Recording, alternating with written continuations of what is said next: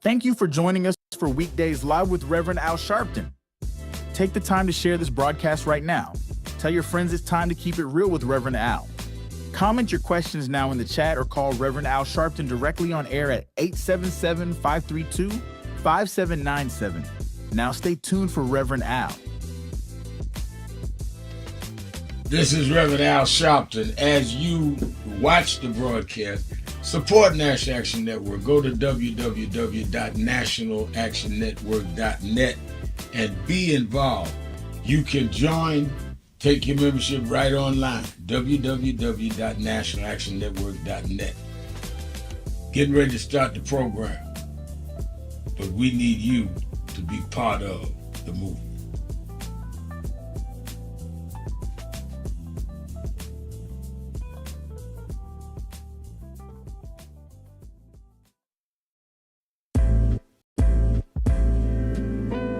So it's become almost an unhealthy habit how much I'm listening to Keep It Real, because it is the realest thing on the air anywhere, whether it be online or whether it be on the radio or wherever it's coming into you from, because there's no one of Rev's importance and caliber who is as dominant a media figure as he is, who allows people to speak at length, and who he treats with equal respect and admiration with every call, whether he agrees with you or not.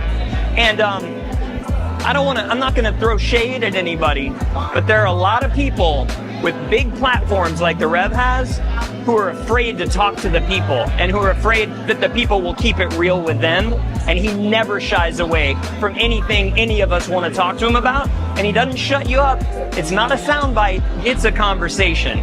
So I would like people in media to learn from this man who is carrying MLK's torch. Don't be afraid of people.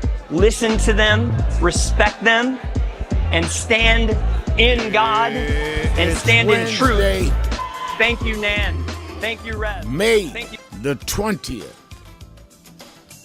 Do you know what time it is?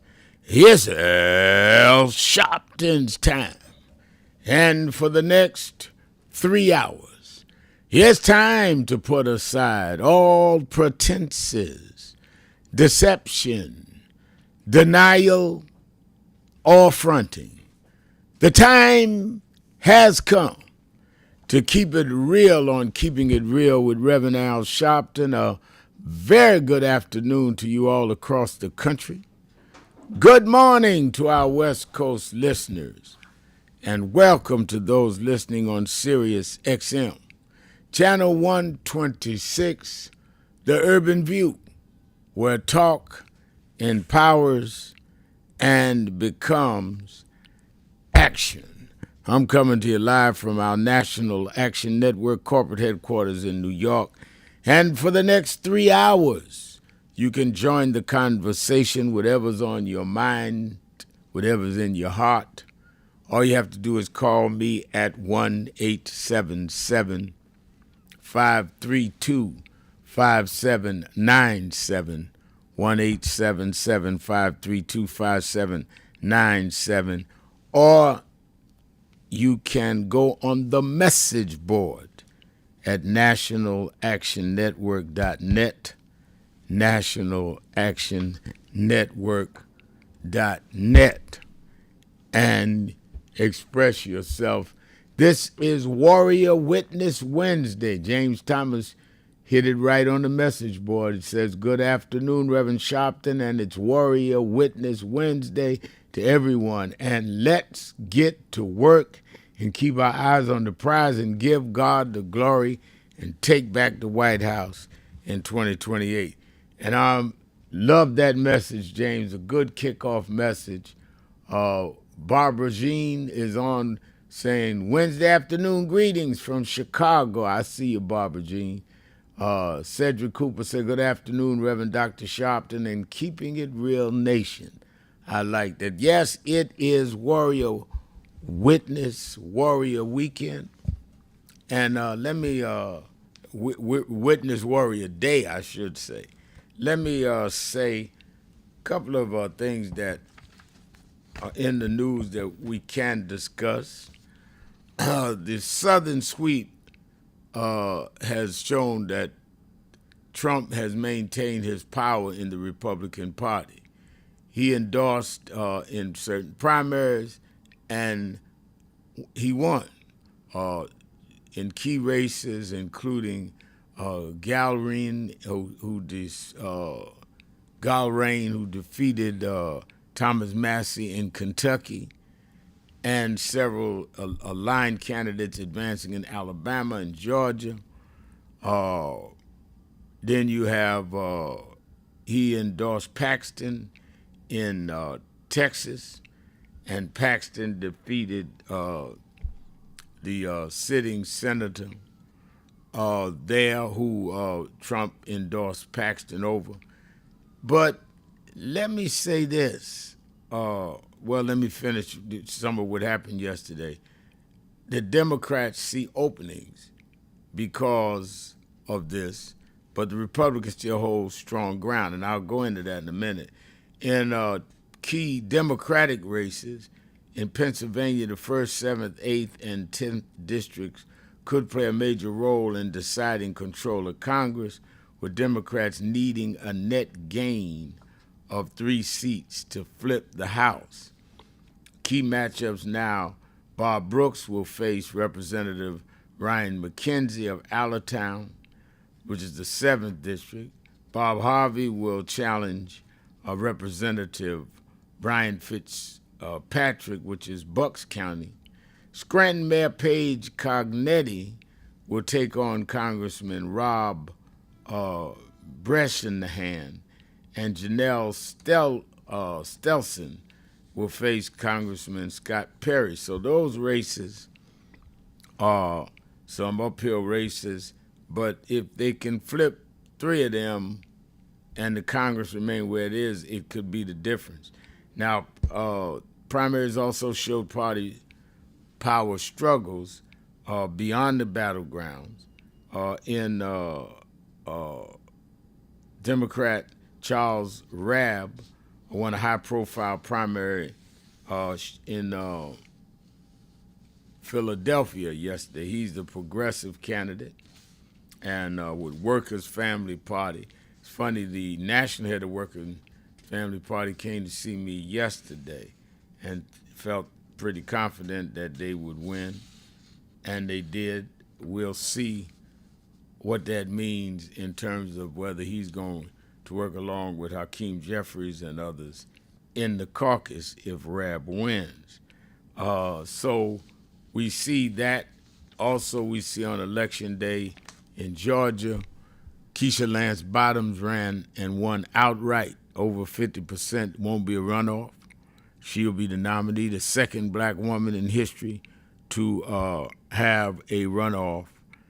And second black woman in history of Georgia to get the nomination for governor. She did not have a runoff, and I think that is interesting, and I think that is important. Also, Congressman Barney Frank, many of you remember him, very strong and very vocal progressive member of Congress. He passed on yesterday, and certainly we give our condolences to the family. So a lot to talk about. I think that what I was going to say, part of my contention is that the Republicans that won the primaries are so MAGA, especially when you deal with Paxton in Texas, that they may have made it more durable for the Democrats to defeat them if the Democrats can bring their vote out. Question's going to be, can the Democrats bring their vote out? If the Democrats can bring out a big turnout, they could actually win easier than if they had a moderate Republican that they were going against. Paxton has been accused of everything you could think of. And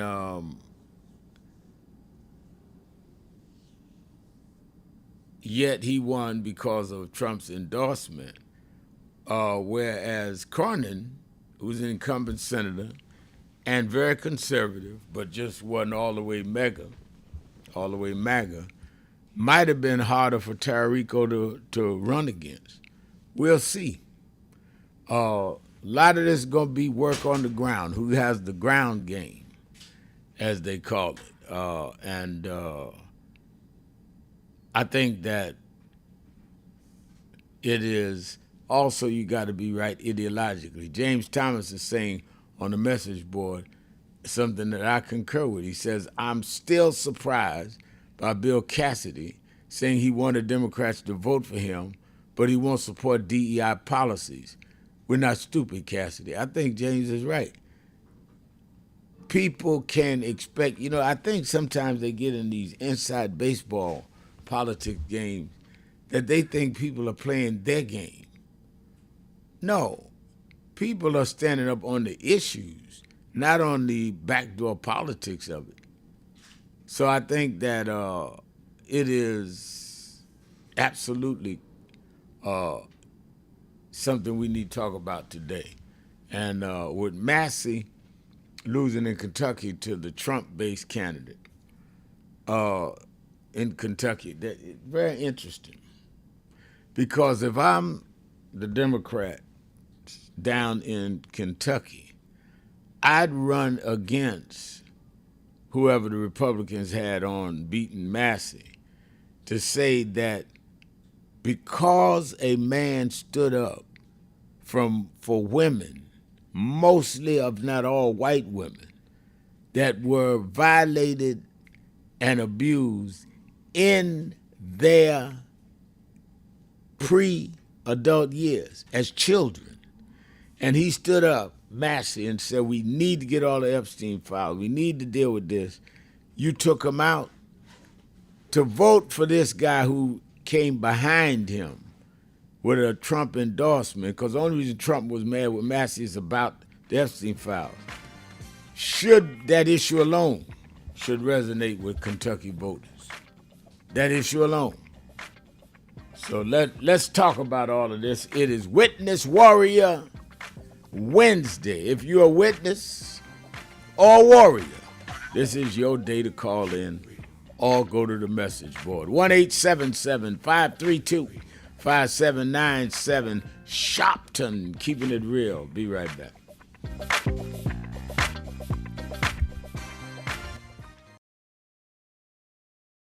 It's an unhealthy habit, how much I'm listening to Keep It Real, because it is the realest thing on the air anywhere, whether it be online or whether it be on the radio or wherever it's coming into you from, because there's no one of Rev's importance and caliber who is as dominant a media figure as he is, who allows people to speak at length, and who he treats with equal respect and admiration with every call, whether he agrees with you or not. And I'm not gonna throw shade at anybody, but there are a lot of people with big platforms like the Rev has who are afraid to talk to the people and who are afraid that the people will keep it real with them. And he never shies away from anything any of us want to talk to him about. And he doesn't shut you up. It's not a soundbite, it's a conversation. So I would like people in media to learn from this man who is carrying MLK's torch. Don't be afraid of people. Listen to them, respect them, and stand in God and stand in truth. Thank you, Nan. Thank you, Rev. Thank you, everybody who puts this together and sends it out across the world, because we need much more of it. Bless you.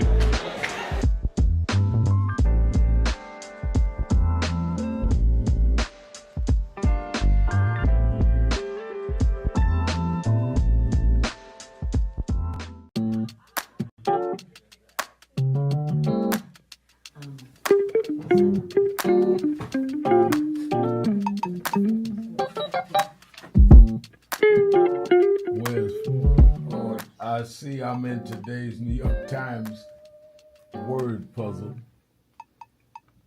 and they're asking what is Al Sharpton's title for short.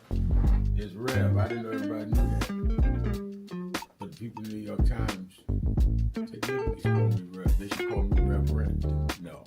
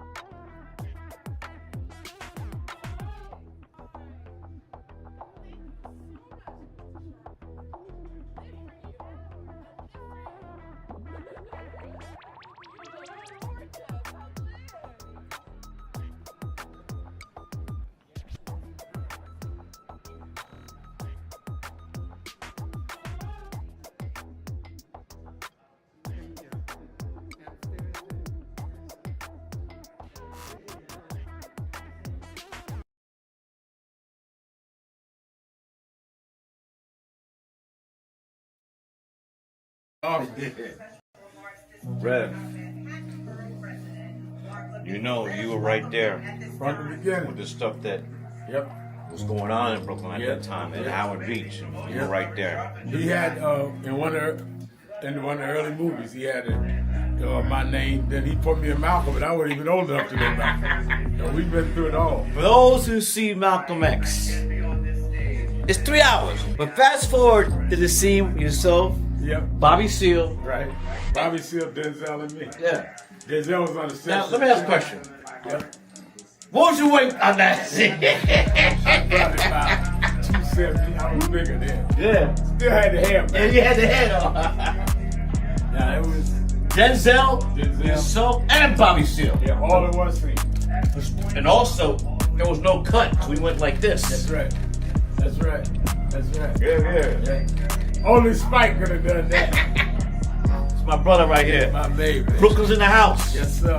Brooklyn's in the house. BK. Reverend Sharpton, how do we begin to make peace with our past? I don't think it's our obligation to make peace with our past. I think it's our obligation to learn from our past and to understand that soon we gonna be the past. I mean, a lot of us act like we gonna be permanent and that the past is the past. If we draw on the strengths of the past and uphold the dignity and the integrity of our people, and then perform it at our highest level in our generation, as Dr. Moss said, that's our obligation. You know, one of the reasons that I've been so concerned about this cultural tone that we're in now is a lot of us have lost the dignity that our community has shown from Jamestown to now. I've questioned some of the artists that no longer sing to uplift us, And there's never been a generation that didn't use our music and our culture to lift us up. And the excuse is where they say, well, we just want to show what's there. But we never just accepted what was there. We always looked at what was there and looked through it and brought our people the way it needed to be. So in slavery time, we were singing Go Down Moses and Swing Low Sweet Chariot. We wasn't singing about the cotton picking nigga in the field. That's what we saw, but that's not what we sang. In slavery,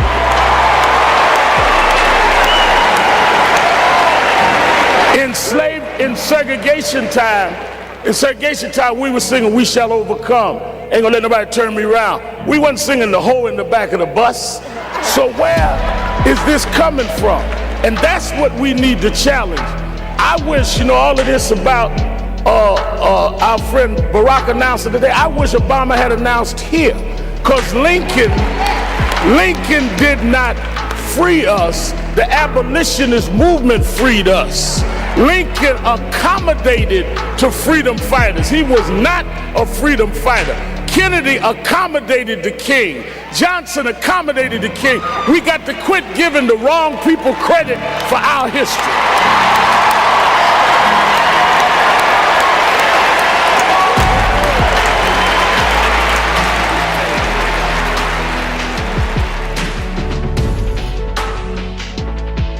Many people cannot focus because they have not really come to terms with their calling and life purpose.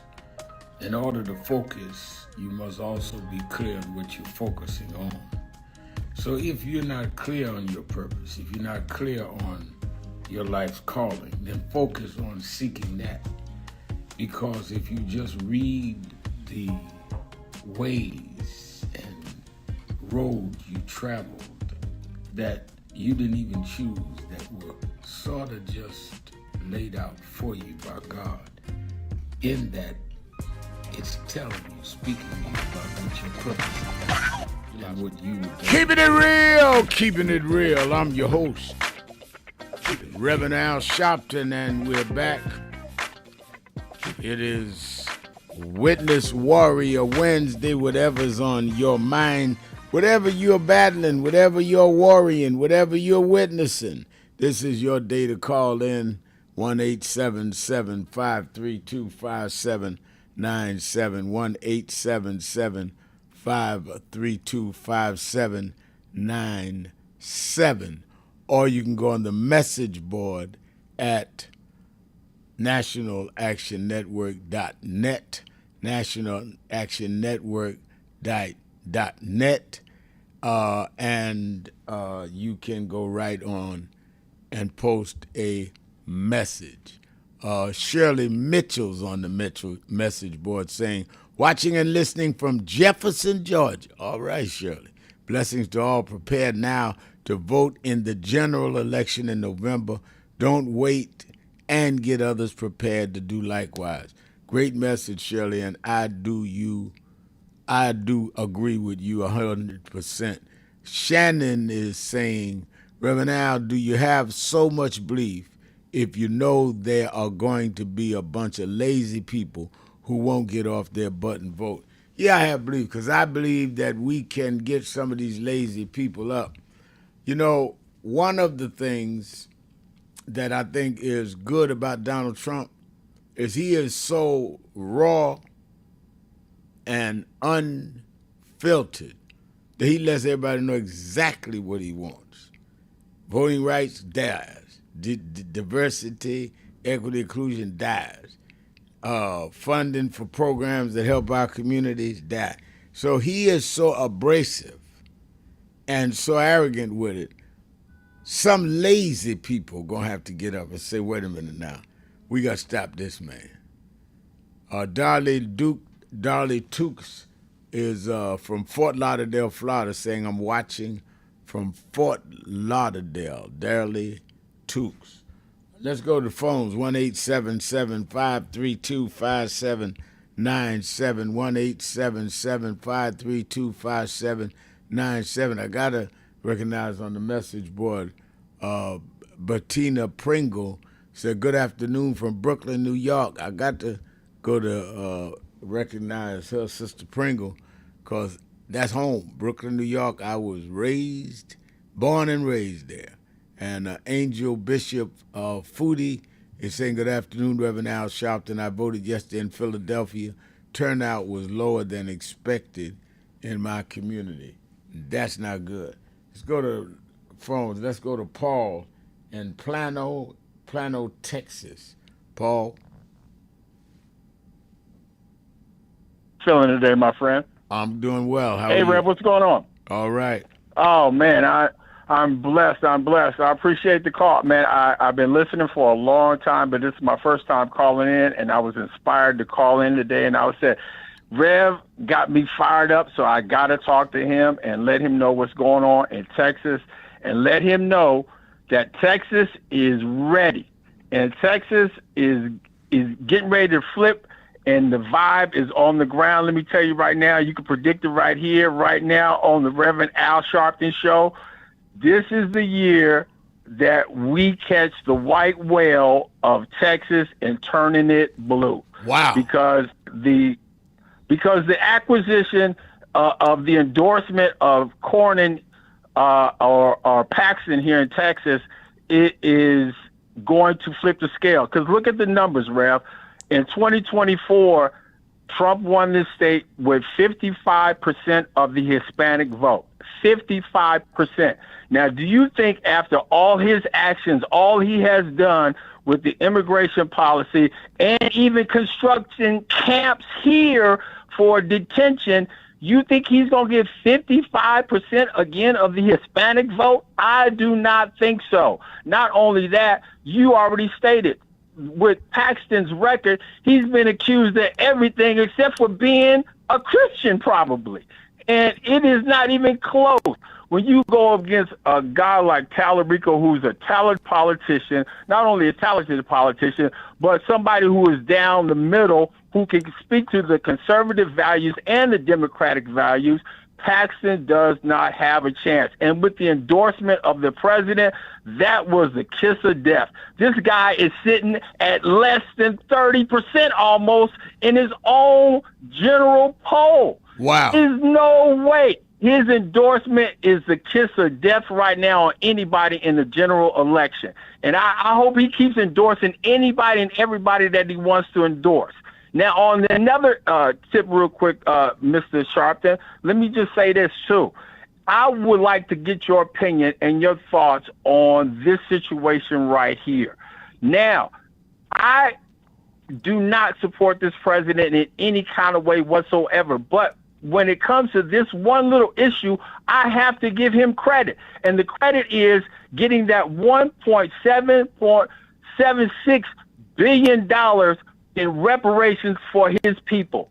Now, with that being said, we have been looking and waiting for reparations for over 200 years. He got it in less than 2. So I ask you, Reverend Al Sharpton, right now, is it our obligation, our duty, our right to ask any and every candidate, whether they be Republican or Democrat or independent, running for office in 2028, is it time for the African American society to get their reparations? If this man can get it in 2 years, I think first of all, you about 5-6 years late. I asked every candidate last time. And when they came to Nan's convention. Yeah, but now wait. Don't ask a question if you don't want the answer. No, I want the answer, Rev. The reparations that he is giving these people are not our reparations. Our reparations is what was done to us. He's giving these people a slush fund because of what they did to other people. So I agree with your theory, but I don't want us to equate the two.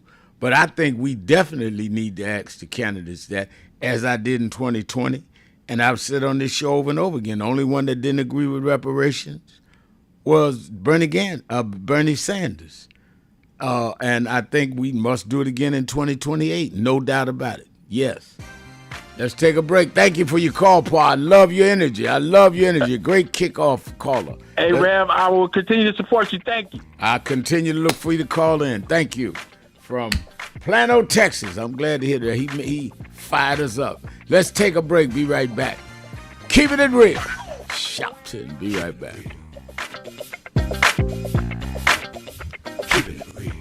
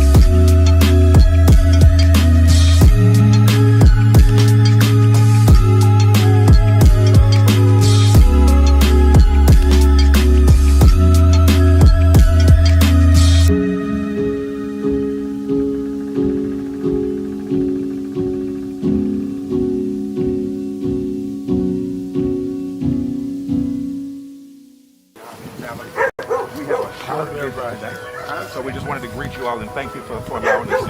Yes, sir. We were cool. Yeah. We was here. They were on the plantation. Our family was on the plantation. Wow. And that's, of course, that's the slave house. It was one of the slave houses. Sir, it's been 13 years. That's right. Good to How see you been? Doing fine. Good.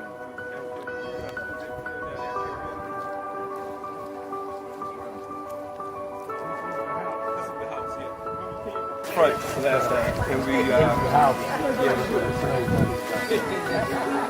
Alexander Shaw.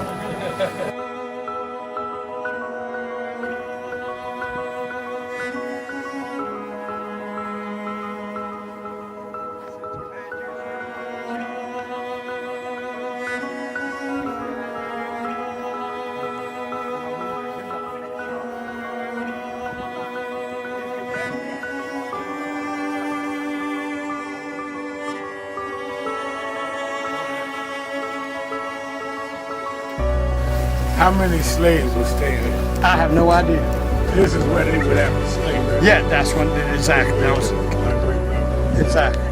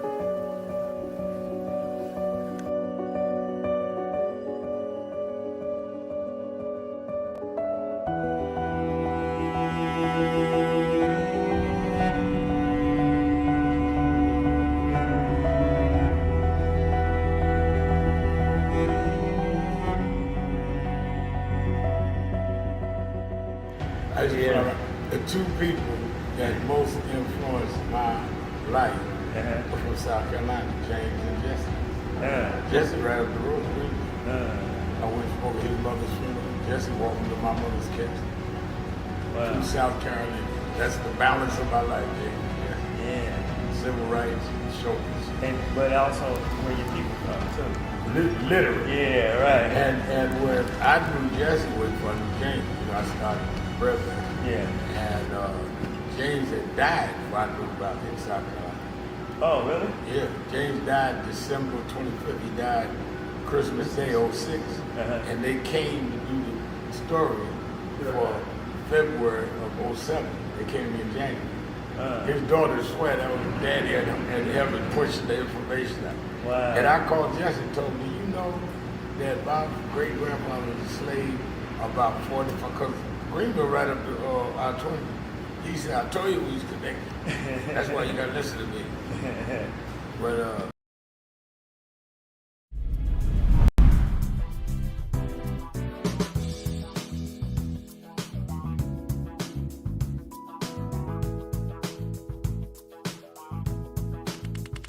this is the first Thanksgiving I'm here in New York. Over 20 years. I'm just glad to be here with Rev today and to hand out the food. It's a blessing. It's a blessing. It's a blessing. It's Erica Ford, the Peace Doctor in the building. Here at the National Action Network, it's about thanks. It's about giving. It's about gratitude. It's about love. I feel it is important for you to understand that there's work out here to be done, but it starts with gratitude, it starts with giving, it starts with peace, it starts with love. Let's go. Before we feed our family, we got to make sure that we feed the community. That's right. That's what it's all about. We got to come with sharp phones. You come and you make sure you show up, serve the community. That's what it's all about. Tony Wafer, Los Angeles chapter, National Action Network. He just came in here to New York a couple days ago, had to stop by the House of Justice, and I sure enough found some justice, so I know I can leave here feeling like I got peace.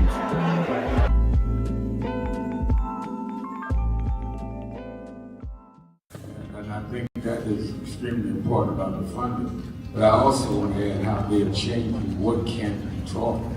You have states outright saying you can't teach Black history and you can't teach certain other histories and the curriculum. You have this administration that is literally taking out exhibits from the Smithsonian. So we have not only an education problem. Keeping it real, keeping it real. I am your host, Reverend Al Sharpton. It is Witness Warrior Day, Witness Warrior Wednesday. I'm looking for some witnesses and some warriors, and some that are witnesses and warriors at the same time. 1-877-532-5797, or you can go to our message board at nationalactionnetwork.net. Let me remind you, Politics Nation with Al Sharpton, live at 5 p.m. Eastern Time on MS Now. It's going to be hot this week with the results of the primaries. We coming right down and do not only the analysis, but have the players on who've played in a vital role in the primaries, the GOP and in the Democratic, Georgia, Texas, Pennsylvania. I'm getting them all on Saturday and Sunday, 5 p.m. Eastern Time on MS Now. Also, you that are in the New York, and also on Politics Nation, we'll do Memorial Day from a Black perspective. Because whether blacks want to say it or not, we have to look at Memorial Day differently than others because we were treated differently than others. What do you mean by that, Rev Mal? Well, you watch Saturday and Sunday on MS Now, 5 p.m. Eastern. Then on you that are in the New York, New Jersey, Connecticut area, meet me or beat me to the Saturday Action Rally at Mother AME Zion, the historic church there in Harlem. We're there another 2 weeks, then we ready to go on to the firehouse to our new owned National Action Network headquarters. But be there with me 9 a.m. to 11 a.m. I'm going to give a Memorial Day message and break down how we are sending our voter brigades into these states now that some of these have been lined up after the primaries, our National Action Network voter brigade, and our organizing to the August 28th march in Washington on August 28th. I spoke last night by Zoom to the Baltimore, Maryland chapter, and it was a great turnout, over 200 people at the chapter meeting, and Governor Westmore was there in person and spoke. Anybody in the Baltimore chapter that was at the meeting last night or on the Zoom that I participated in, and the rest of the meeting, call in and tell everybody what the Baltimore National Action Network chapter is doing. I really want to hear that. Let us go to the phone. Let me go to I want to hear some spiritual uplifting from my friend, the activist extraordinaire, unlike any other, in Chicago, Sister Pam. Pam, you're keeping it real with Al Sharpton. Oh, thank you, Reverend Sharpton. What my grandmother used to always say to me, that, and to those called Creator, God, Allah, but is still on the throne. Right. God is still on the throne and working through us. Our ancestors are asking us, how are we going to meet this challenge? And our response needs to be, we will not let them take the legacy of a brother Malcolm X, right? Medgar Evers, Reverend Dr. Martin Luther King, Fannie Lou Hamer, going back all the way to Harriet Tubman. We will not let them take the legacy away. So we are in fighting mode. So I just wanted to put that on the table. Yeah. One way to fight, Reverend Sharpton, I'm just going to make the assumption that all of your callers, supporters, all of the social media, everywhere, everybody who watches Politics Nation, I'm just going to say that they're either making donations or already members, because it's going to take an element of financing this war against these hate groups and the adjudicated sexual abuser. So I'm hoping that we're going to use our money, our words, and our action. So let me just ask, before we're willing to call this reparations, let's just wait a moment. Because he paid South Africans reparations. He did. They came over here, were able to, that was and I didn't hear any of his so-called reparation supporters talking about that. What this is, Reverend Sharpton, and I've been analyzing and looking at a lot of coverage on different podcasts and reading information. And what really triggers, this is more of a reward to his army to help fund and create the militia and terrorist groups. That's right. Because, and people hear me clearly, when they apply and receive these funds, this payment, they are going to fortify their weapons, their strategy, and whatever else it takes to create another terrorist attack. So this is what I see this is. And let's be clear, reparations for black people, that's to repair all of the harm that was done to us. That's right. So let's not get them confused. And Reverend Sharpton, please check me if I'm wrong on this. Because when I heard that he's creating an army and a militia, paid army and militia, and rewarding them, that is what this is. So I just want to call it as we see it, but we're not going to be afraid, because what we're going to do is to use all of the tools to our advantage, one being voting. And I said, Reverend Sharpton, I'm going to put it out there. I want the goal that black people come out 90%.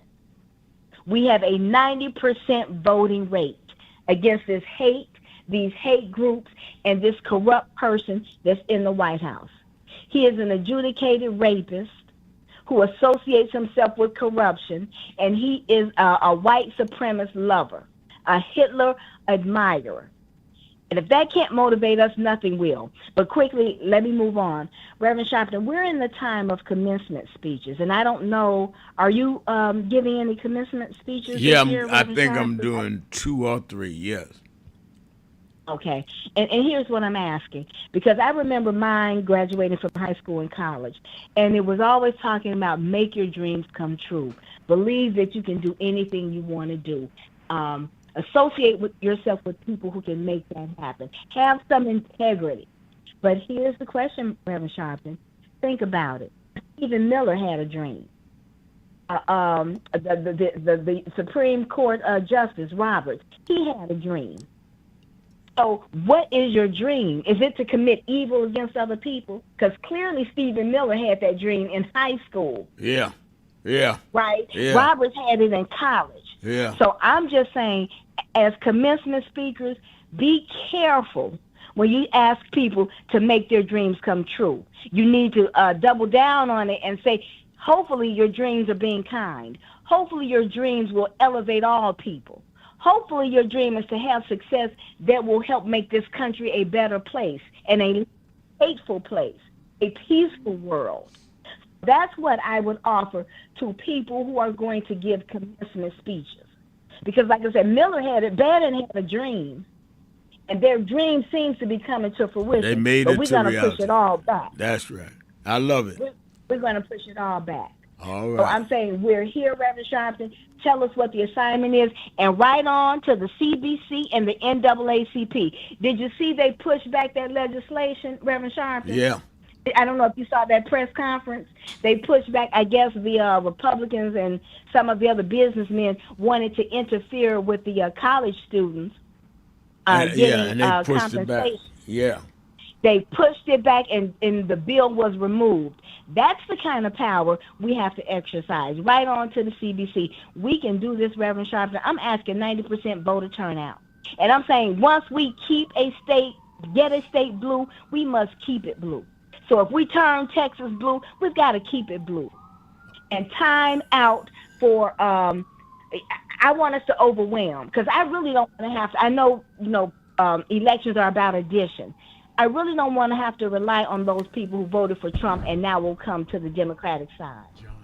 I want us to bolster our own vote, our own vision, and to fight back to make this country better for everybody.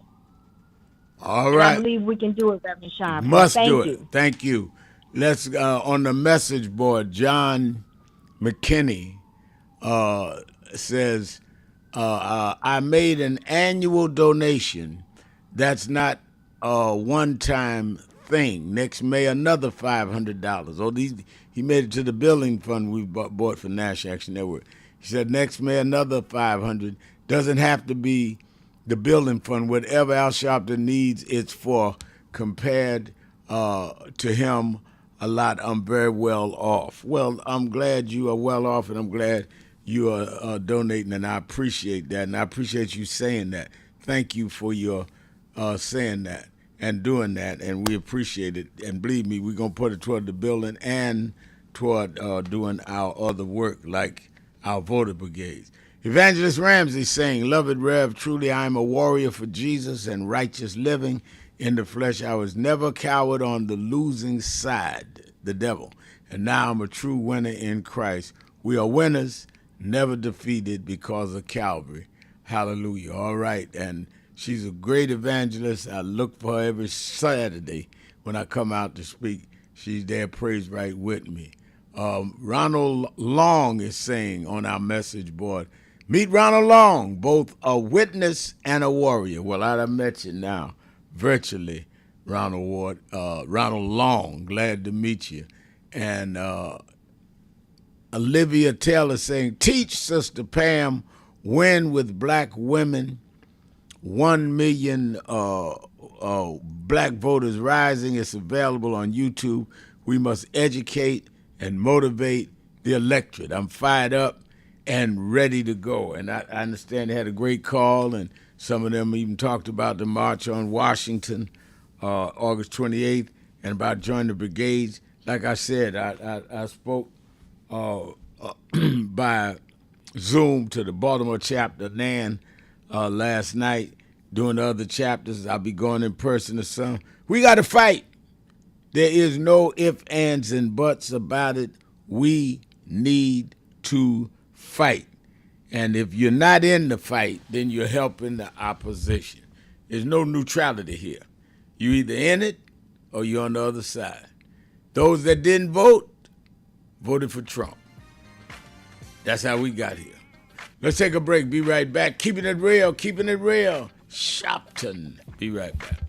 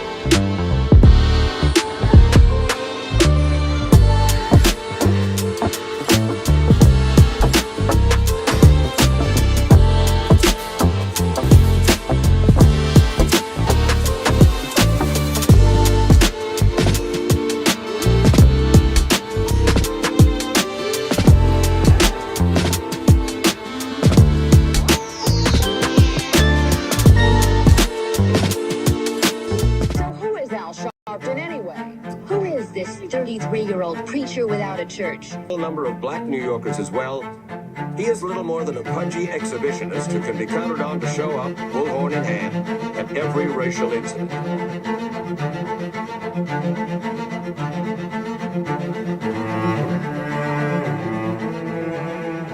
I often quote Mark Twain saying, "The two most important moments in life is the moment you are born and the moment you find out why you were born."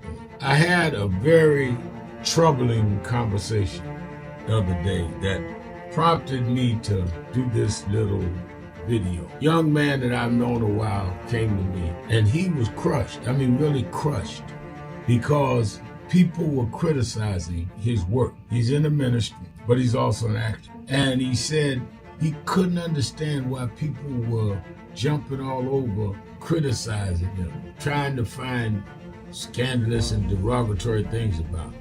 And I told him, I said, you know, you very young. You don't know the road I've traveled. They called me everything but a child of God. A blabbermouth, a loudmouth, too flamboyant, an agitator, a racist, and I had to learn. Yeah, right. I was not defined by how others saw me. I was defined by how I saw myself and whether I was being true to myself. Some of you watching this don't like me. And it doesn't matter as long as I know what I'm doing and I like me for being real. So I'm doing this video to say to you, whoever you are and whatever you do, you may not be in ministry or social justice, none of this stuff, but don't live your life worried about opposition or people that don't like you. You can turn that around. Use me as an example. The same people that call me a scam artist, a con artist, a sellout, or racial hustler and all, I kept going. And the people I respected started respecting and publicly embracing my work. When Coretta Scott King, the widow of Dr. Martin Luther King Jr., had this to say about Al Sharpton. A leader who has protested injustice with a passionate, unrelenting commitment to nonviolent action in the spirit and tradition of Martin Luther King Jr. And I am talking about your leader, our leader, the Reverend Al Sharpton. The other thing that hasn't changed is the National Action Network's commitment to fight injustice and inequality here in New York City and across America. And that's not only a testament to Reverend Sharpton, it's a testament to all of you who are here tonight. First and foremost, to Reverend Sharpton. I saw him when he first came on the scene, and I have marveled at his tenacity, at the development of his intellect, and his devotion to our movement, and much he has contributed to the world we are experiencing. I am honored, and I must say that when I had my debate with Dr. King on the issue of the church and religion, he didn't warn me that after his departure, his space would be filled by another preacher, and that preacher would be Al Sharpton. All you want in life is people that matter to you to say you did all right. And more important, that you can look in the mirror and say you did all right.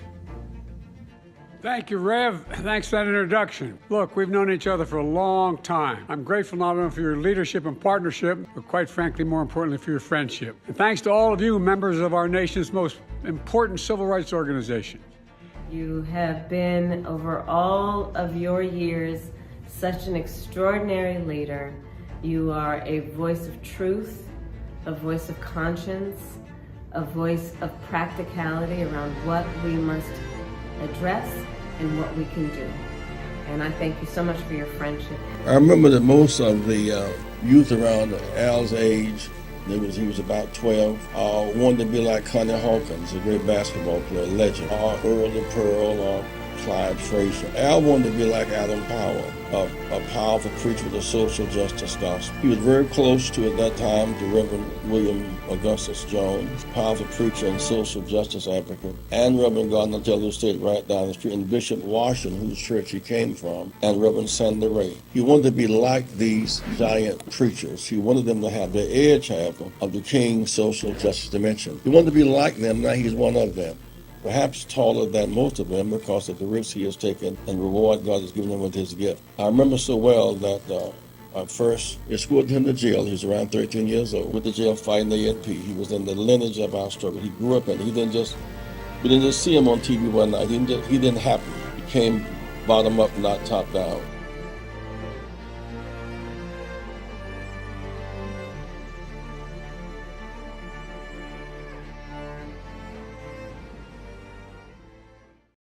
Where in history is this? He said we always go one step forward and two backward.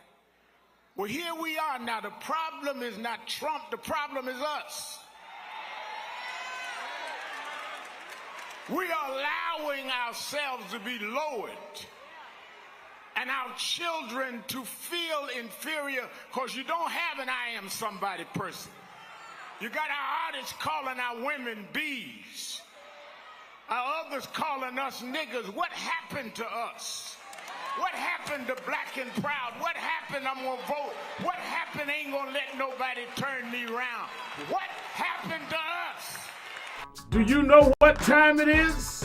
It's Al Sharpton time. It's time to put aside all pretenses, deception, denial, or fronting. The time has come to keep it real on Keeping It Real with Reverend Al Sharpton. You need to keep it real with Reverend Al Sharpton right here on Uber TV. Reverend Al Sharpton, and we're back. 1-877-532-5797. 1-877-532-5797. Let's go back to the phone. Attorney Jennifer Jones Austin is. Every day, Monday through Friday, I do 3 hours a day on Keeping It Real with Reverend Al Sharpton. I do 1 hour on Sunday mornings with Reverend Al Sharpton. And I'm live on radio and TV with the Saturday Action Rally. 7 days a week, I talk to our people, hear from them, to call in. I'm sick and tired of people talking for people that they don't talk to. So go on www.nationalactionnetwork.net. Listen to my show, call in, express your opinion. You don't have to agree with me. But let's start talking to each other rather than about each other and lecturing at each other. Let's keep it real with Sharpton. Happy 20th anniversary to Reverend Al Sharpton on 20 years of Keeping It Real. 2 decades of truth-telling, fearless advocacy, and keeping the people informed and empowered. Thank you for always speaking power to justice and standing firm for what's right. Here's to 20 years of impact and many more to come.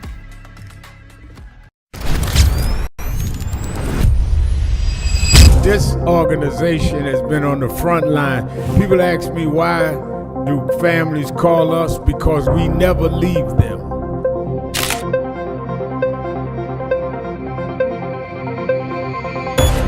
No justice! No justice! What do we want? What do we want? What do we want? When do we want it?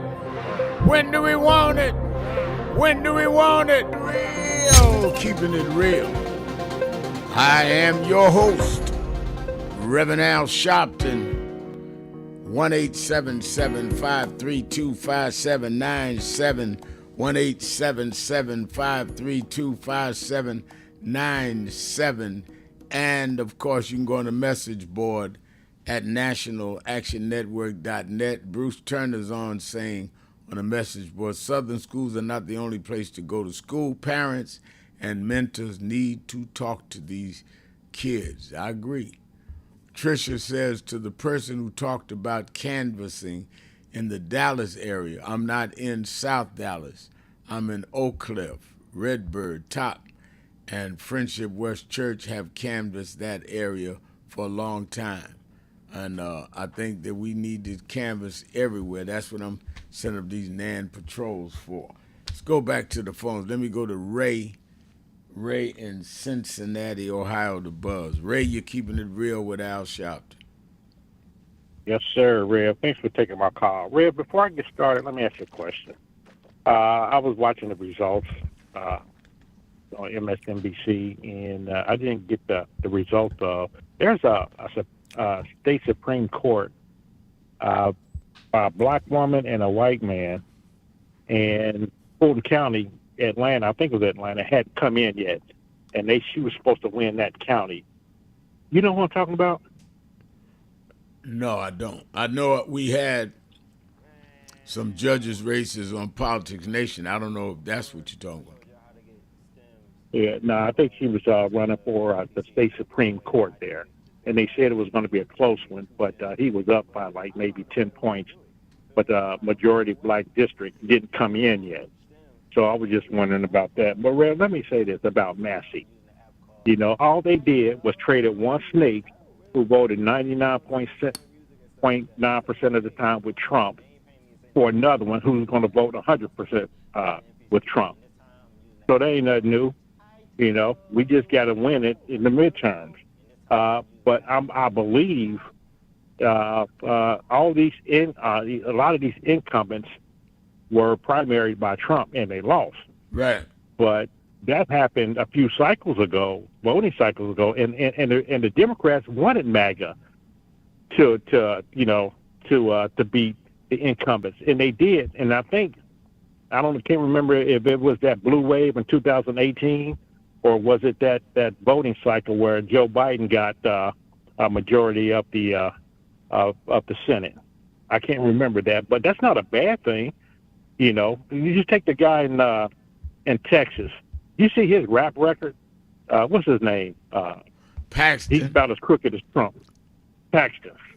They showed a list. Mika showed a list this morning of all his crimes and potential crimes and the things he got off. They're about as long as Trump's. Oh, yeah. You know, crooks stick together. Oh, yeah. Oh, yeah. No doubt about it, Ray. So, yeah.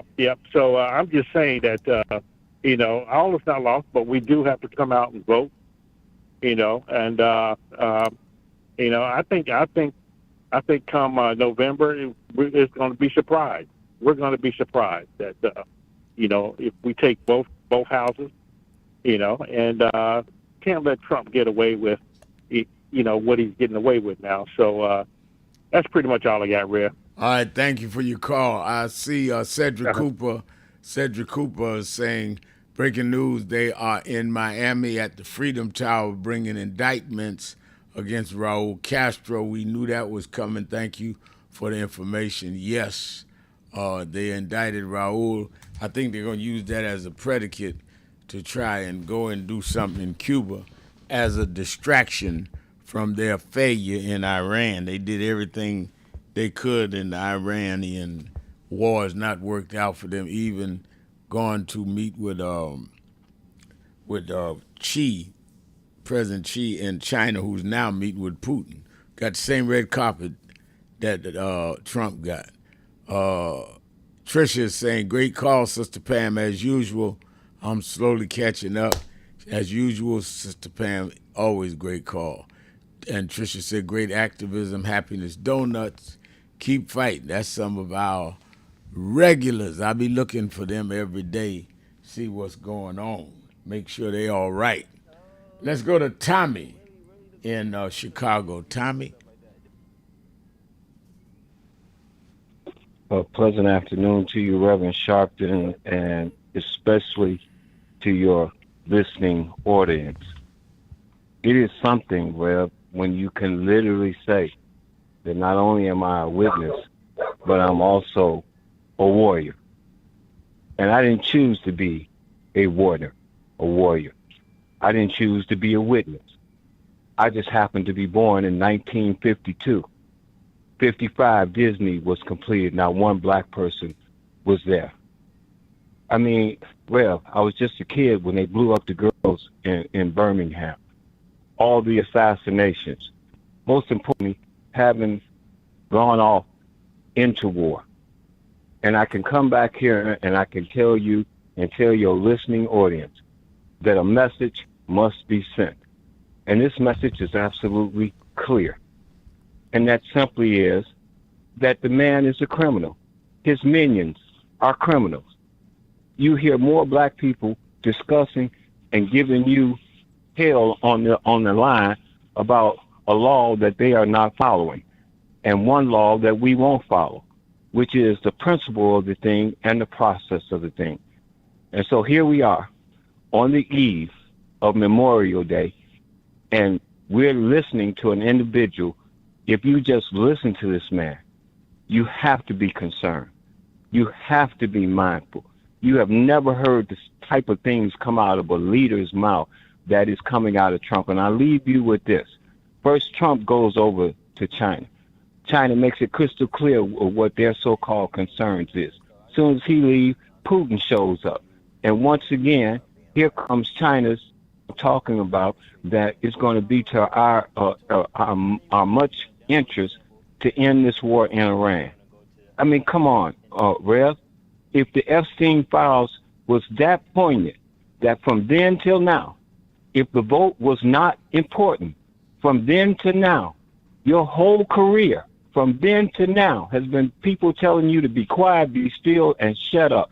And look at where you are now. I salute everyone in New York, and I promise you, before I leave this earth, I'm going to come up and put my hands on the House of Justice, because that would be the last thing that I have to witness, that I actually saw and know of an individual who was a warrior, not only for his people, but a watchman of God. God bless you, Reverend Sharpton, and God bless America. Oh, thank you, and God bless you, Tommy. I appreciate what you said. I really do. I see that, is it Terrell Coleman is saying, thank you, Reverend Sharpton. Thank you for being the light in the watchtower. Well, I think all of us, when I was growing up, they had a song in church, this little light of mine, I'm going to let it shine, let it shine, let it shine, let it shine. God gave me a little light, and I'm going to let it shine. Yeah, well, I believe God gave me a little light, and I believe he gave one to all of us.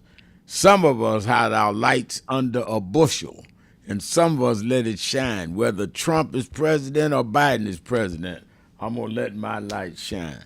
And I think that's what we are obligated to do. Let me go to Brian, Disco Brian in Philadelphia. Brian?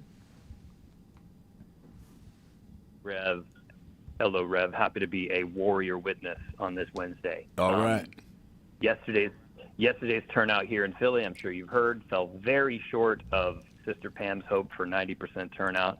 It was 21%. And Rep Chris Rabb won the primary here. Right.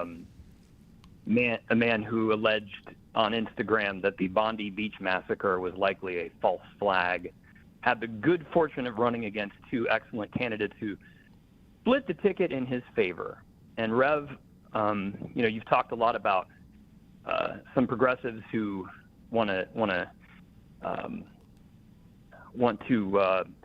maybe reconsider keeping Hakeem Jeffries as leader of the Democrats. Well, on April 20th in the Inquirer, Rep. Rabb refused to commit to voting to retain Hakeem Jeffries as leader, leaving open the possibility of withholding support from the first black Speaker of the House, and Sharif Street called him out on it.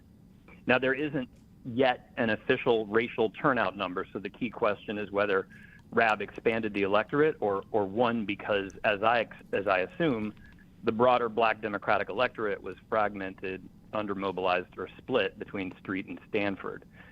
Because, Rev, the event we attended for Rabb with Hassan Piker was 70 to 80% white and under 30. But, Rev, today I'd like to raise a media accountability point. One of the biggest problems right now is that the people who explain politics to America are often trapped inside their own political media ecosystems, as you have repeated as a broken record almost. If you're a streamer who talks 8 hours a day onto a screen, and then you go to rallies where people worship you, you're not getting a balanced picture of the country. And the same thing happens in legacy media. Cable news hosts surrounded by pundits and experts and other elite voices can tell important stories, but still miss the influence machine that's shaping younger voters in activist spaces. And that's why Lawrence and Maddow can do brilliant and do brilliant work on Trump and authoritarianism, but still not seem to connect the dots between MS Now, Crooked Media, Hassan Piker, DSA, and the way these online ecosystems shape democratic politics. And again, that is why this show matters. Because on radio, you regularly hear from regular people, black voters, Jewish voters, older Democrats, younger Democrats, working people, callers who are living inside the consequences of this confusion. And my question, Rev, is why is it, do you think, that pro-democracy media does not seriously cover the influence of DSA and streamer politics on our Democratic coalition, especially when black leaders from Jamie Harrison to Hakeem Jeffries to Gregory Meeks to Yvette Clarke have been raising alarms about this for years? Why doesn't who cover it? Like, why do you think that media, pro-democracy media, MS Now, the Midas Touch, everybody who has a big platform?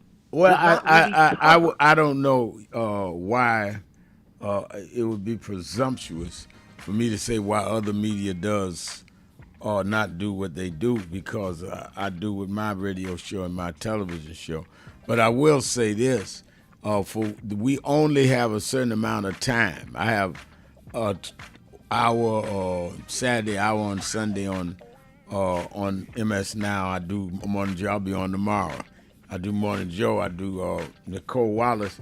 I don't use my time giving attention to people that I don't think are worth it. I try to give my time to people I'm trying to get them to support, not time against people that I'm against. I think that is a strategic mistake to give up your time to always be against something.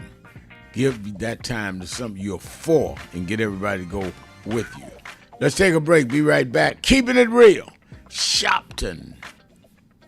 It is Witness Warrior Wednesday. Give me a call or a text. Be right back.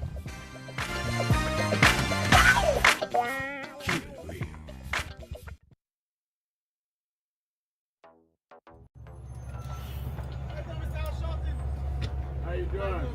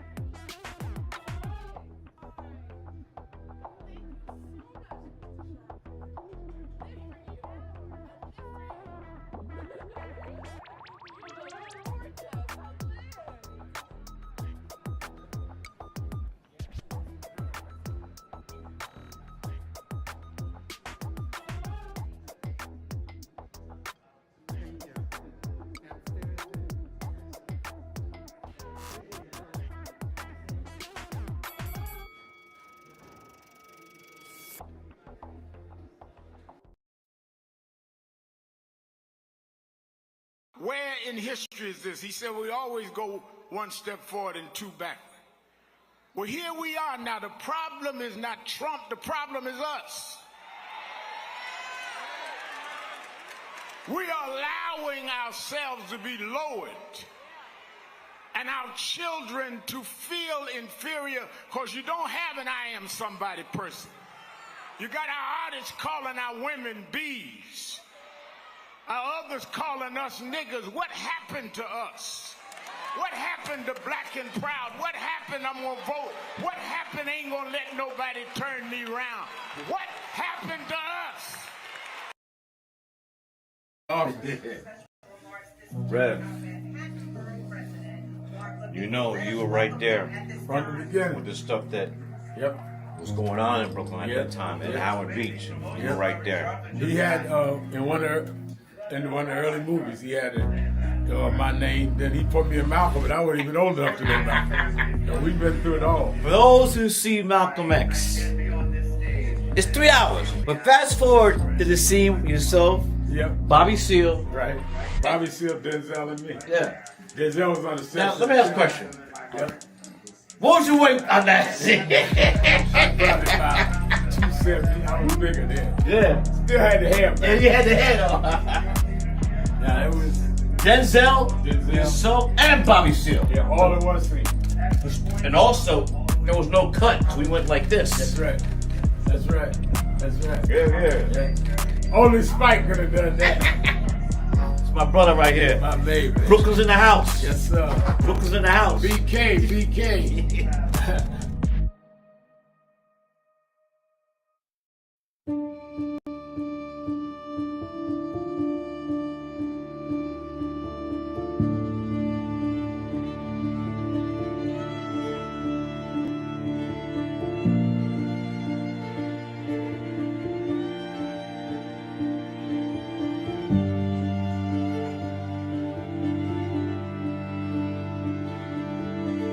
Robin Culp used to do a show with Bill Cosby, I Spy, and he did a documentary on breadbasket, Robin Culp.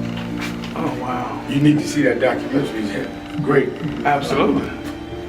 I lived this. I didn't read this. I lived it. I was there. You true to this? I'm true to this. Not new to this. I ain't new to this. Vote to phone Troy. He was, Jack O'Dell was one of the guys that Kennedy warned Dr. King about. Say he was a communist. Jack O'Dell and Stanley Levinson. And Reverend brought him in. Nobody else in the movie would deal with Jack. Reverend brought him in. Oh, yeah. Sure. Just us. Just us. But there's stories behind all of it. It didn't just happen. But I am somebody. I may be on welfare, but I am somebody. I may be in jail, but I am somebody. I may be an educator, but I am somebody. I am black, beautiful, proud. I must be respected. I must be protected. I am somebody. Come today. I see the Reverend Jesse Jackson is here. Yes. Lord, we thank you for the Reverend Jesse Jackson. Yes. I see the Honorable Maxine Waters is here. Yes. We thank for Maxine Waters. You see the Reverend Al Sharpton is here. Yes. We thank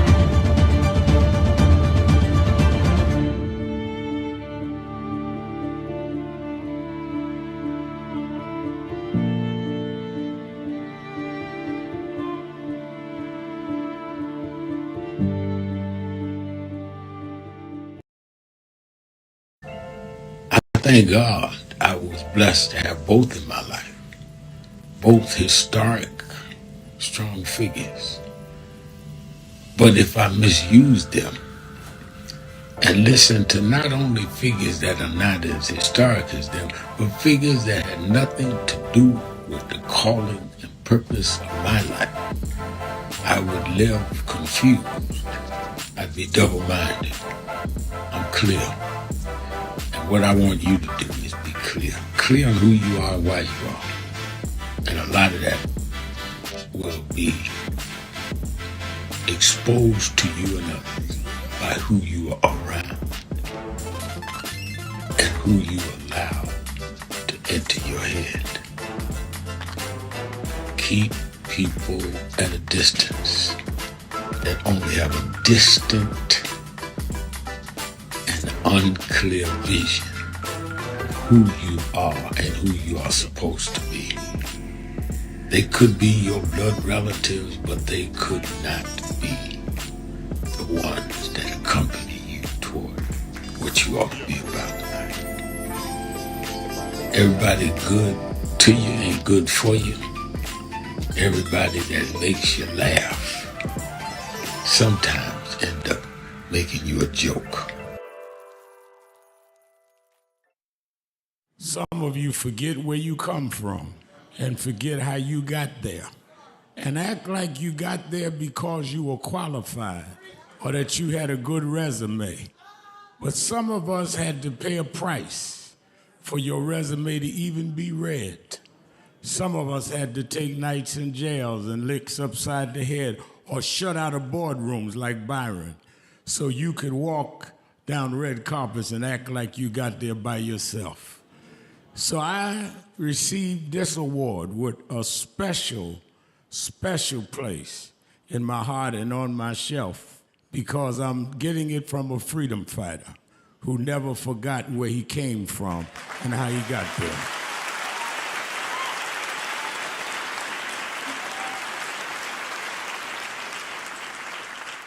Yes, we've come a long way.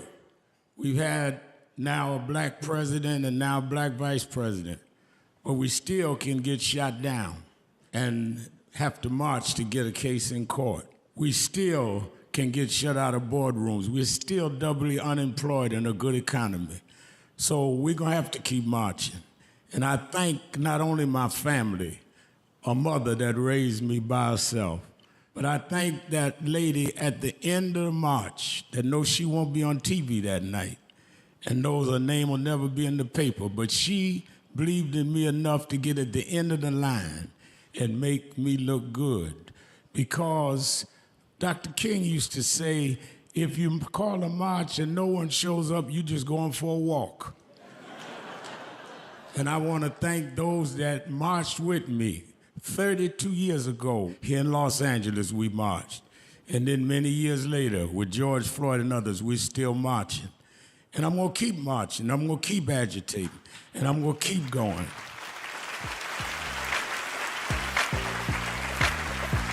Until we don't have to do it anymore. Eddie known you a long time around. Keeping it real, keeping it real, keeping it real. I'm your host, Reverend Al Sharpton on Witness Warrior Wednesday. Let me go to Chevy Chase, Maryland, longtime friend of this show, the one and only Mrs. Richardson. Mrs. Richardson, good to hear your voice. Yes, thank you, my darling. And you know we love you, Reverend. Love you back. Yeah, we always get you on here because I told him, I said, well, when Reverend comes on, we know we're going to get some good stuff out of him because he means business. and I always tell you about the candlelight that seems to never go out because whatever happens, wartime, and you're always that one man. And that's why I always emphasize you need more men going to you at your church in New York and helping you. Because, Rev, you are just one, you're one mortal. You're not something that, that can be superseding the things that's going on. You know, in other words, you can't produce everything like a lot of people want because the progressives, in my opinion, and I don't know about yours, but all of them don't say all of the correct things either. We talk about progressives and Republicans and conservatives and this, that, and the other. And to me, politics has been a bunch of politics in a way because are black folks still suffering under reparations? We haven't got anything yet. And what the young lady told you earlier was right. I mean, how our black people suffered.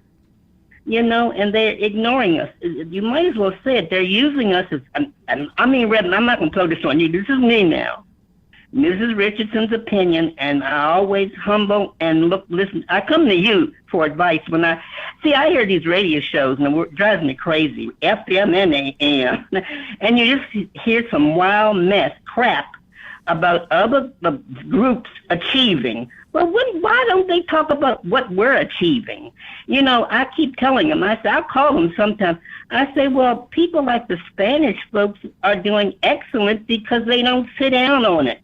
They're out there producing entrepreneurship. They own all these businesses in this country now, more than blacks.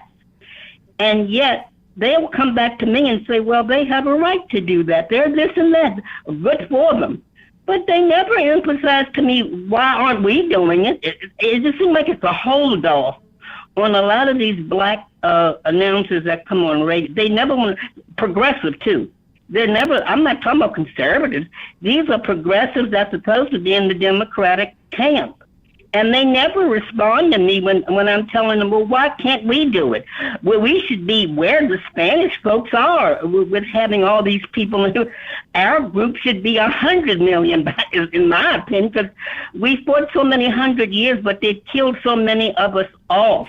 They've killed black people, Rev. They lynched them. They hung them. And I saw a document the other night where they hung women, black women, just hanging them off the bridge. You see the same document that they'll show. This document they'll bring on 1 a.m. They're not going to bring it on to let their white children see it. They don't want their white children to see black history. They want to keep them pretty much ignorant. But they're achieving in everything. They're achieving in these high education schools, prep schools, what you call them.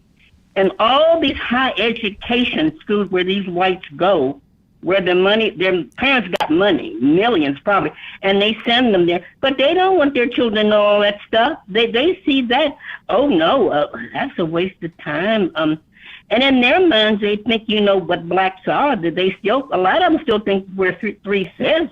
Trump certainly does. He probably think we're 1/10. Yeah, you're right. That man. Yeah, he's sick. He's sick, Reverend. And at my age, I don't want to keep panicking. But I'm saying, Rev, I don't want you to misunderstand me because I love you too much. But what I'm trying to say is, dear, is that, look, we have got to stop sitting on it too much. We're going to have to do more if we want reparations. We're going to have to start writing to these people on the Hill because a lot of them ain't listening no way. 535 of them, they say that Congress and the Senate combined, I guess it is, 535 people up there. And many of them are against reparations, not just Bernie. We keep saying about this one man.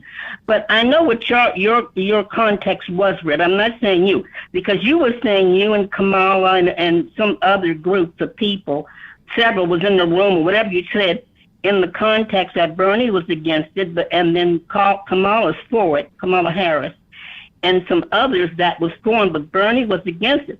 But it's not just Bernie. Look at the blacks that have millions. Like you say, they got millions. Some blacks have a lot of money, and they're against reparations. They just want to create millions for them.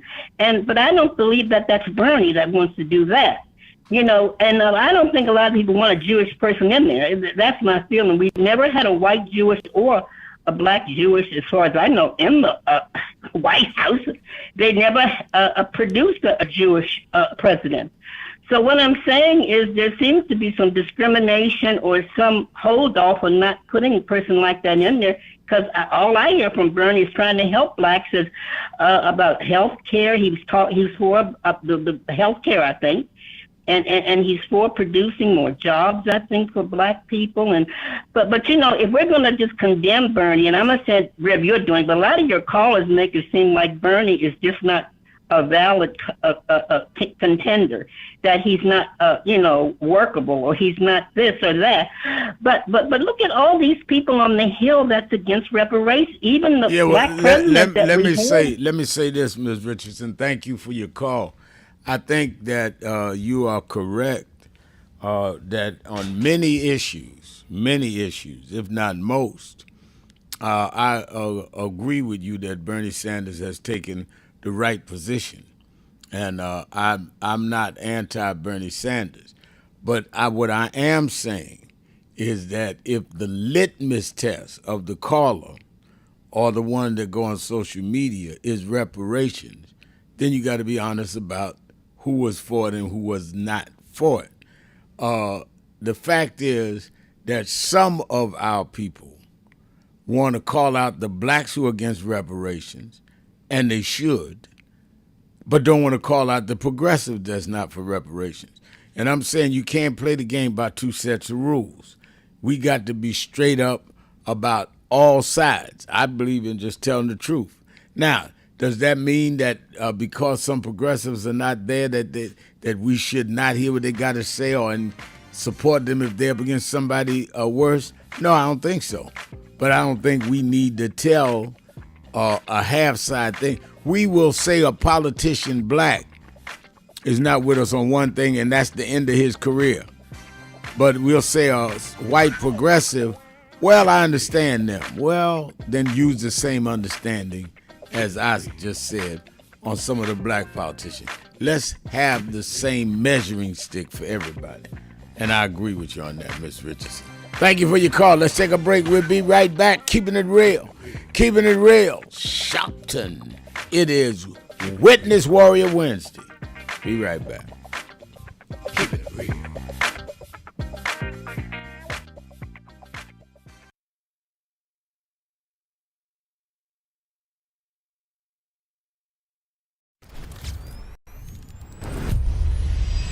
This organization has been on the front line. People ask me, why do families call us? Because we never leave them.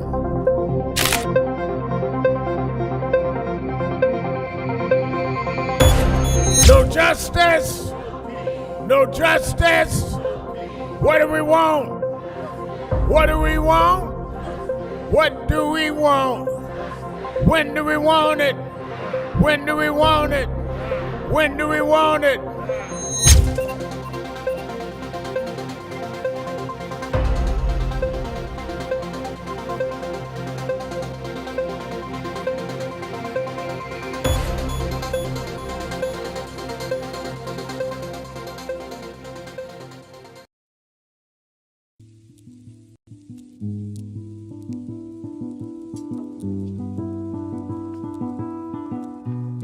I had a thought this morning that I want to share with you about mentorship.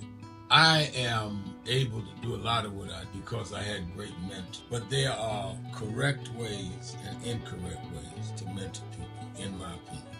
I was mentored as a boy preacher by Bishop F.D. Washington, one of the great Pentecostal preachers of his time. Then Reverend William Jones became my pastor after Bishop Washington died, who was unquestionably in the top 5 black church ministers, theologians. Reverend Jesse Jackson, who I started my activism under his leadership, he and Reverend Jones. And I learned politics directly as a youth director from Shirley Chisholm. So even though I didn't finish college, I had the most unique education in the world from being exposed to giants. But the one thing I learned is as I grew older and people started coming younger than me and wanted me to teach and mentor them, the magic of the mentors I had is they did not want me to be their clone. They wanted me to learn things from them and use my own gifts and talents in my own unique way and let me do things on my own, because they knew that if I flopped in some things, it would teach me for the other things. They'll come and help me once I was down, but they were not going to have me avoid being down.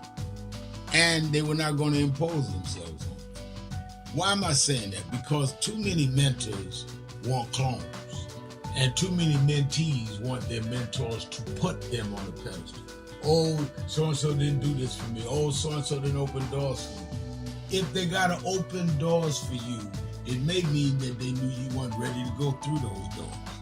Their job is to prepare you. Your job is to develop your own skills, your own unique ways. And I don't care if it's my daughters, who both have come into their own, or anyone else. I'm not a talent agent. I did not form National Action Network to give people their step up. I formed it to fight for justice for everybody. If talented people get in, it's my job to invest and give them a platform. It's their job to get on the platform and perform and show their ability. Sitting with me today in the office as I talk about it is one of my mentees, Reverend Stephen Marshall. Now, Stephen, you just came around us when you were how old? 11 years old. 11 years old. You just turned 40 and now you're called to the ministry? Yes, sir.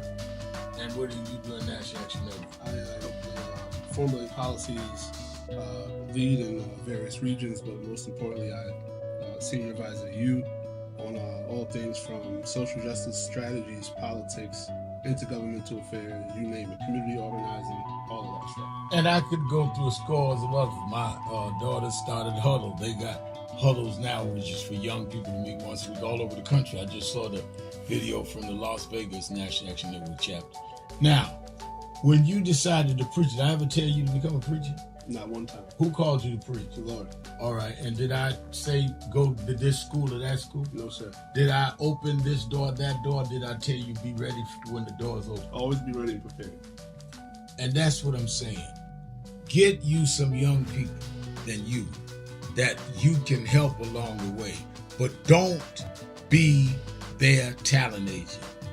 Their talent must speak for themselves. And anybody that grumbles with you about so-and-so didn't do something for them, maybe it's because they didn't feel you were ready or that they felt if they did it, you wouldn't do it on your own. But we all don't live forever. I want the next generation to speak of me, of National Action Network and others, the way I speak of Reverend Jones and Bishop Washington and Shirley Chisholm and Reverend Jackson. But I just don't want young people to feel that somebody ought to give them the reins of leadership or give them the reins of business or whatever it is you're in. You need to learn from their journey, get the pearls of wisdom from them, but don't have them do for you, because then it means you can't do it for yourself.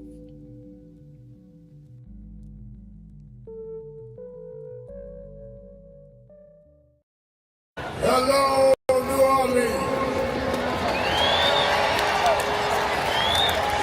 Let me tell you straight.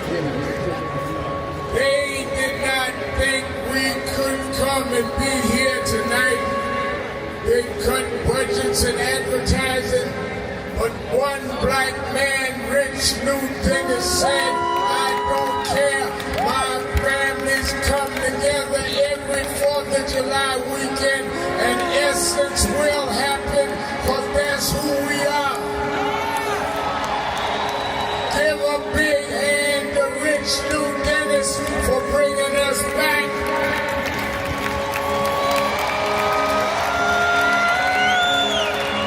Why do we come? Because the essence of who we are is essential to what made this nation. We built this nation. We made this nation. We created the essential dollars that this nation lives off of. We don't care what bill they pass. We will not back up. We will not back down. We will not give in. We will not be chased out. We don't care who's in the White House. We will organize our house by house.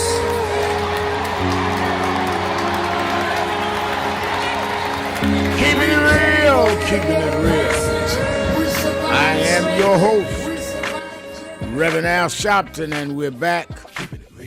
1-877-532-5797, 1-877-532-5797, or you can go to our message board at www.nationalactionnetwork.net and post a message, and I'll read the message on the show. Let me remind you, Politics Nation with Al Sharpton, live at 5 p.m. Eastern Time on MS Now. I am live both Saturday and Sunday, even Memorial Day weekend. I am live on Saturday and Sunday.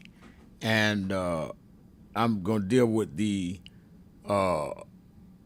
principles that come out of this vote yesterday. I'm going to have them on.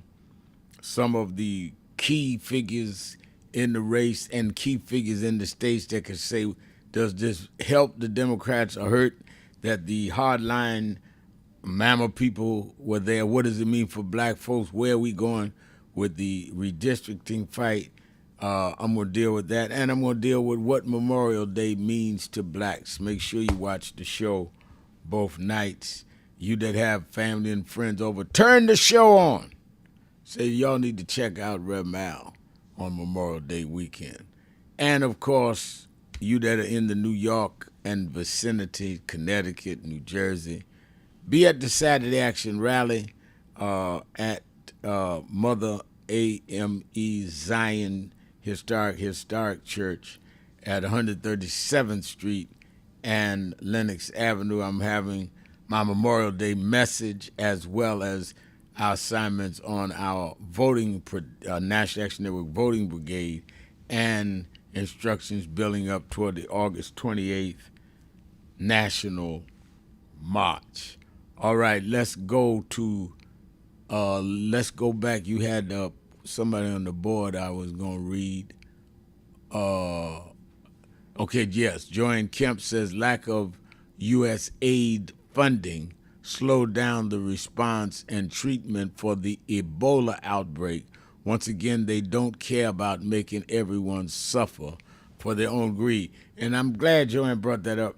I was reading the New York Times this morning that this Ebola outbreak is spreading and no one is even acting like it's a major issue. We cannot have selective humanitarian assistance. That is not humanitarian assistance at all if it's only reserved for some people.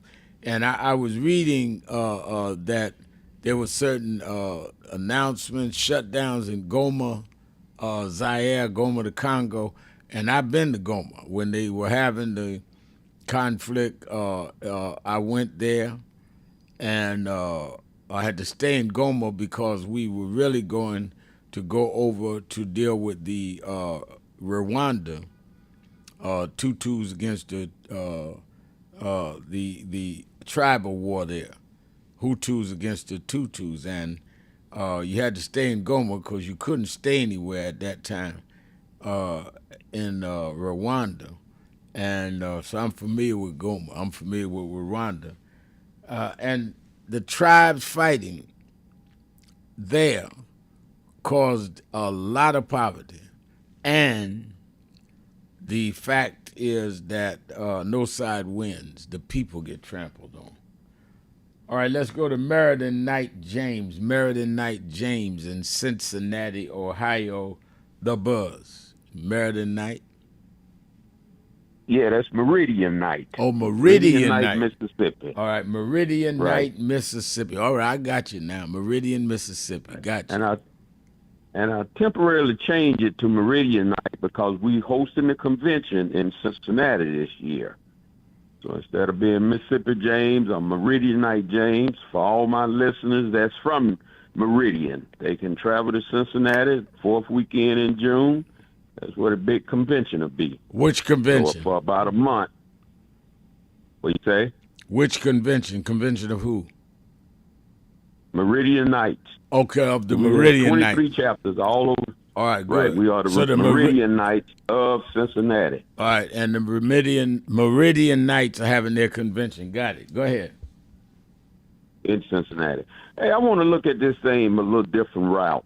You know, we can look at the end of slavery, the Civil Rights Bill, the Integration Bill, you know, and most black, even with Obama, most blacks, you know, we was praising God, saying God had smiled on us. He was doing us favor. He answered our question. Well, the whites did not feel that way at that time. They simply said it shouldn't have happened. It was wrong. That was the long overreach arm of the government. So they've been trying to turn this thing back all this time. Now, Trump in there, they praising him as God sent. So in their mind, they saying Trump is dismantling this because he's sent by God. Now, we on the other end of it, calling Trump the devil because he's rolling back the same thing that we said God had blessed us with. So it gets sort of controversial as to how we looking at this. And then I will say we are so divided. Now, that's part of their strategy. Divide and conquer. Keep you separated. And we go down so many different avenues where we send our peoples in this European Christianity, this Arab religion, this Greek fraternity. All of that stuff originated and came out of Egypt. They go over there and colonize it, steal it, take it back, repackage, and sell it to us. So we sit around and be happy to be Greek fraternity. Why are we not Egyptian divine nine? You know, that's where they got it from. All the great minds from Greek, they went to Africa to study. That's where they got their information. But it's amazing now we giving them credit and we look at ourselves as the creme de la creme that's in those fraternities. And I know they mean well, but I'm saying get back to the original where it came from. Same way I talk about the Ethiopian Bible. The Romans took out 22 books out of that. We need to get back into understanding why did they take out 22 books, recanonize it, got the 66 books. So what are they hiding from us, keeping away from us? We need to look back into that. It's our time now, since we don't have the government on our side anymore. You know, it's time for us to save us, to work with ourselves, to look back at that, stop all this division, begin to understand and come together. Because all that's been dismantled. So it's like we naked again at this point. So let's put it together and work together and move forward.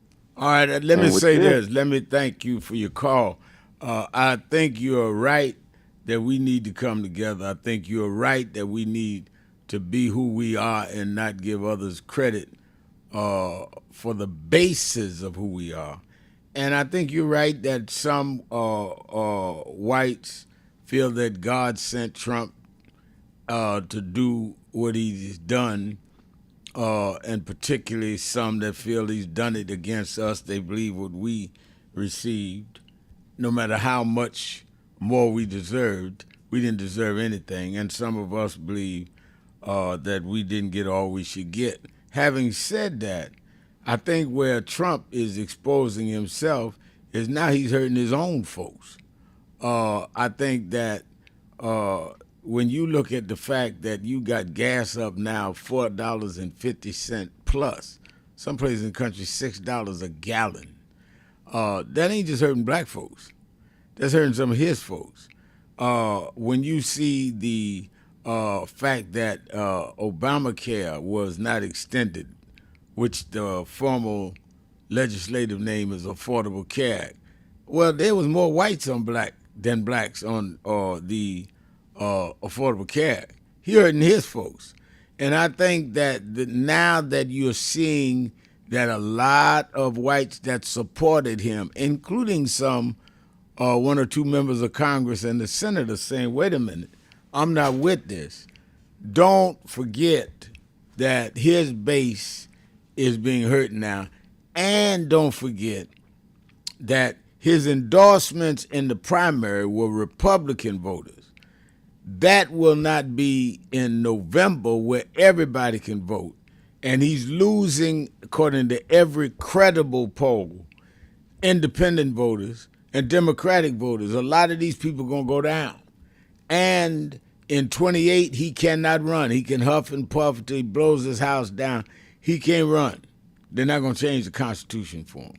And if he tried to, you got to get it not only the Supreme Court, not only the Congress and the Senate. It has to be ratified by 2/3 of states. He won't win that. So he'll be gone. And they can be taken if we do the work. Nobody going to give it to us. They didn't give it to us in the first place. That's why we're doing our brigades, getting ready to be at the polls, getting ready to pull people out. That's why we're going to mobilize nationally. Numbers and drama matter, August 28th. That's why we're on the case. I appreciate your call. Let's go to our break. We'll be right back. Keeping it real. Shopton right after this.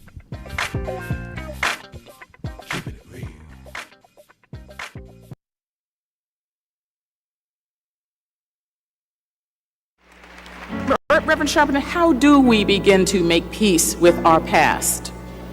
I don't think it's our obligation to make peace with our past. I think it's our obligation to learn from our past and to understand that soon we gonna be the past. I mean, a lot of us act like we gonna be permanent and that the past is the past. If we draw on the strengths of the past and uphold the dignity and the integrity of our people, and then perform it at our highest level in our generation, as Dr. Moss said, that's our obligation. You know, one of the reasons that I've been so concerned about this cultural tone that we're in now is a lot of us have lost the dignity that our community has shown from Jamestown to now.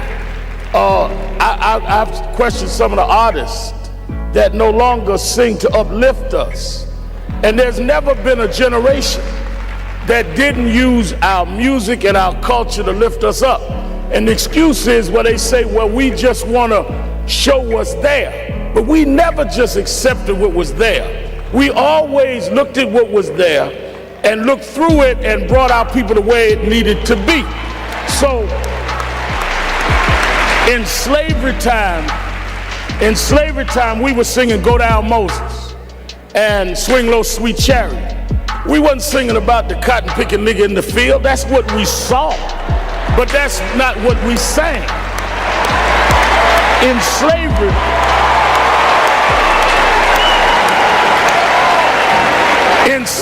in segregation time, we were singing We Shall Overcome. Ain't gonna let nobody turn me around. We wasn't singing the hoe in the back of the bus.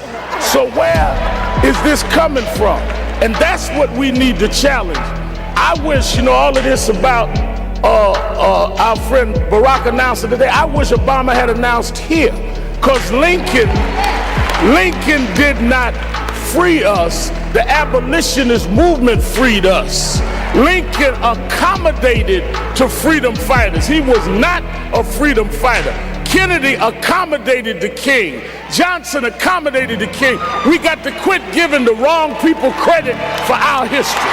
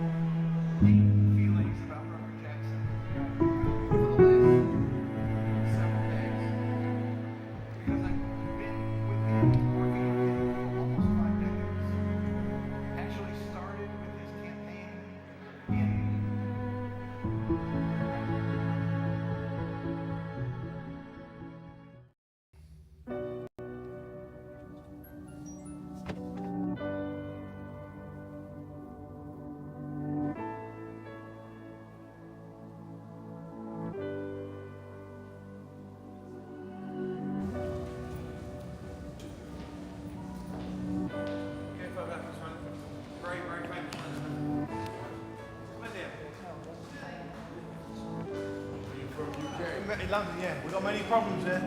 We need you over our side. Yeah, you're invited anytime, please. Whenever you want to come. There we go. Guys! What's up, Doc?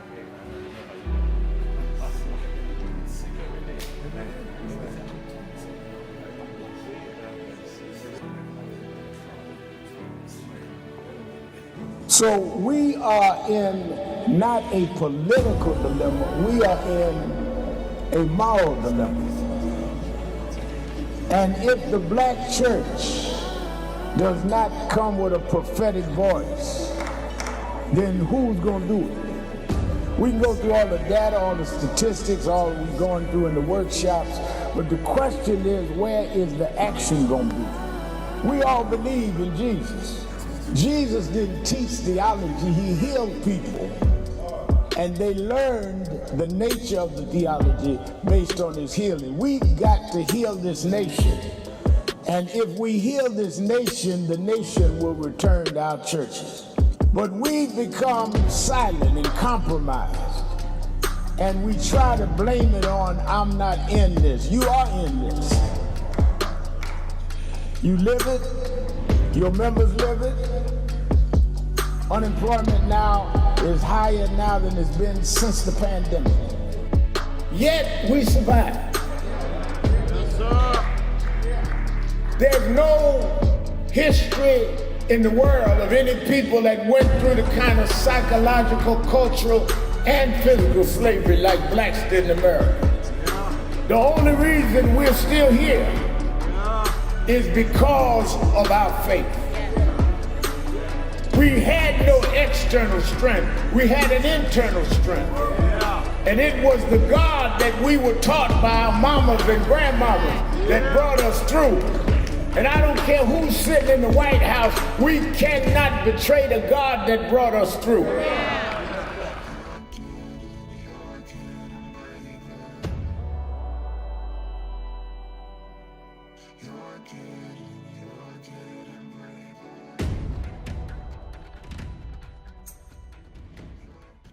That I want to end. He talked about the dry bones in the valley. I'll tell you that. The only reason that the wind could blow life into the bones is because at some point they had to be connected. If the wind had blown into a disconnected body, it still wouldn't have worked. So before he prophesied to the wind, they had to first get the foot bone to connect to the ankle bone, and the ankle bone to the calf bone, and to the knee bone, and the knee bone to the thigh bone. If we are to prophesy to the wind, we must first connect this body. We must connect Eddie Long to Farrakhan and Cornel West to Elders and Lowry to Sharpton. If we can connect this body, then God will blow the breath of life into our community. But as long as we are disconnected, the wind can't blow because it's blowing on disconnected dry bones. But the good news is that we're the children of people that have been through worse than this, and we're still here. So even though I get despondent, I don't ever get depressed, because I want the world to know you won't beat us, because we're the children of those that took the worst form of slavery and brutality that ever lived, that ever existed. Our parents survived the Middle Passage. Only the strong got here, and then we lost our name, our culture, our religion, and we're still here. But you don't know who we are. We're the children of Chaka Zulu. We're the children of Mary McLeod Bethune. We're the children of Marcus Garvey. We're the children of Martin Luther King. We'll be here. We were first, and we'll Keeping be it last. real. Keeping it real. I am your host, Reverend Al Sharpton, and we're back. 1-877-532-5797. 1-877-532-5797. Or you can go on the message board at nationalactionnetwork.net. nationalactionnetwork.net. And let us go back to the phones. Let's go to Michael in Fairfield, Georgia. Michael. No, Reverend Sharpton. Yes, sir. How are you today? I'm doing very well. After I calmed down yesterday after listening to this madness of this money being given to J6, I'm kind of in agreement with Pam. I think that they're going to take this money to rearm, and I know you said Trump can't run again, but I think he may try. And my second thing, I am a witness. I am a warrior. I want to congratulate Mayor Bottoms, and I will be voting for her in November, and I hope she becomes the first black governor. And the last thing I wanted to say, Brea, you know, I always talk about Camp Lejeune. Yep. I seen on social media we're having a rally in Washington, D.C., June 3rd and 4th. And so if any of those Republicans that are listening want to show up for the soldiers, be there in Washington, D.C., June 3rd and 4th. And I listen to, no, last thing, Ref. I have friends that live in other countries, and they said the United States has become a banana republic. Are we there yet? Do you believe that we are there yet?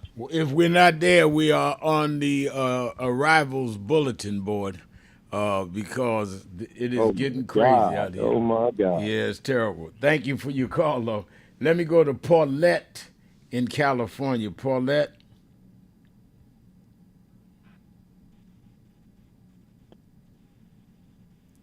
Is Paulette there?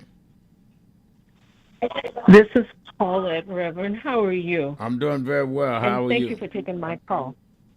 I'm doing well. Thank you for taking my call. I called mainly because of my feeling that we need to move this current corrupt and the corruption out of the leadership of our government.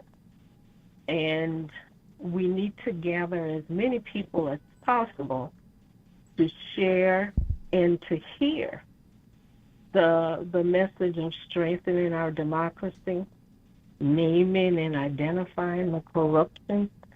In other words, removing Trump and Trumpism.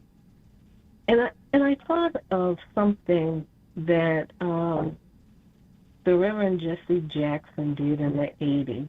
And I think you were a part of that project as well. It became more of a get out to vote, but also a message delivery project. It was very successful. And I'm thinking we need to do something like that now. And I wanted to have an opportunity to talk with you about that. Go ahead. And that's pretty much my message.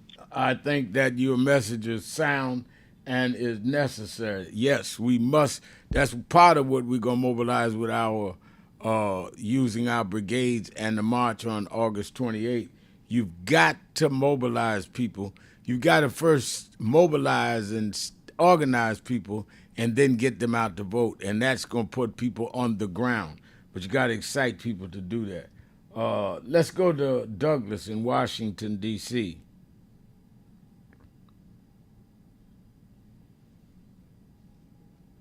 Douglas.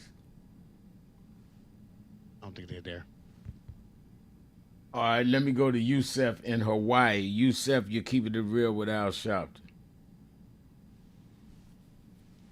How you doing, sir? Good morning. Thank you for taking my call. I know you spoke about the Veterans Memorial, and I would like to see if NAN can start like a appreciation for Vets Memorial and Veterans Day, because remember I talked for 30 for 30 for November. That was one of my ideas on the show, and I think, Rev, we need to start writing these ideas down, right, from this show. I'm a registered voter, and I'm going to vote, but these are our these are voters ID that call this show. I don't care about how they treat me. I'm treated first class here on this show by you, Rev. Mm. And as a combat vet, if you came up with a program for us to get honored, I'll be even more honored by that, right? So we need to start that. Why do we need to start that? It's longevity that builds a voting block. Because now you have veterans in NAN that's not only registered voters but voting. Those numbers are going to climb up. Not because you want to do it for us, because you want to win a political position. You do it because you care for us. I think it's a great idea because now that longevity voting block can grow. And then you have people with combat experience. So if we're talking about conflict, you got veterans there.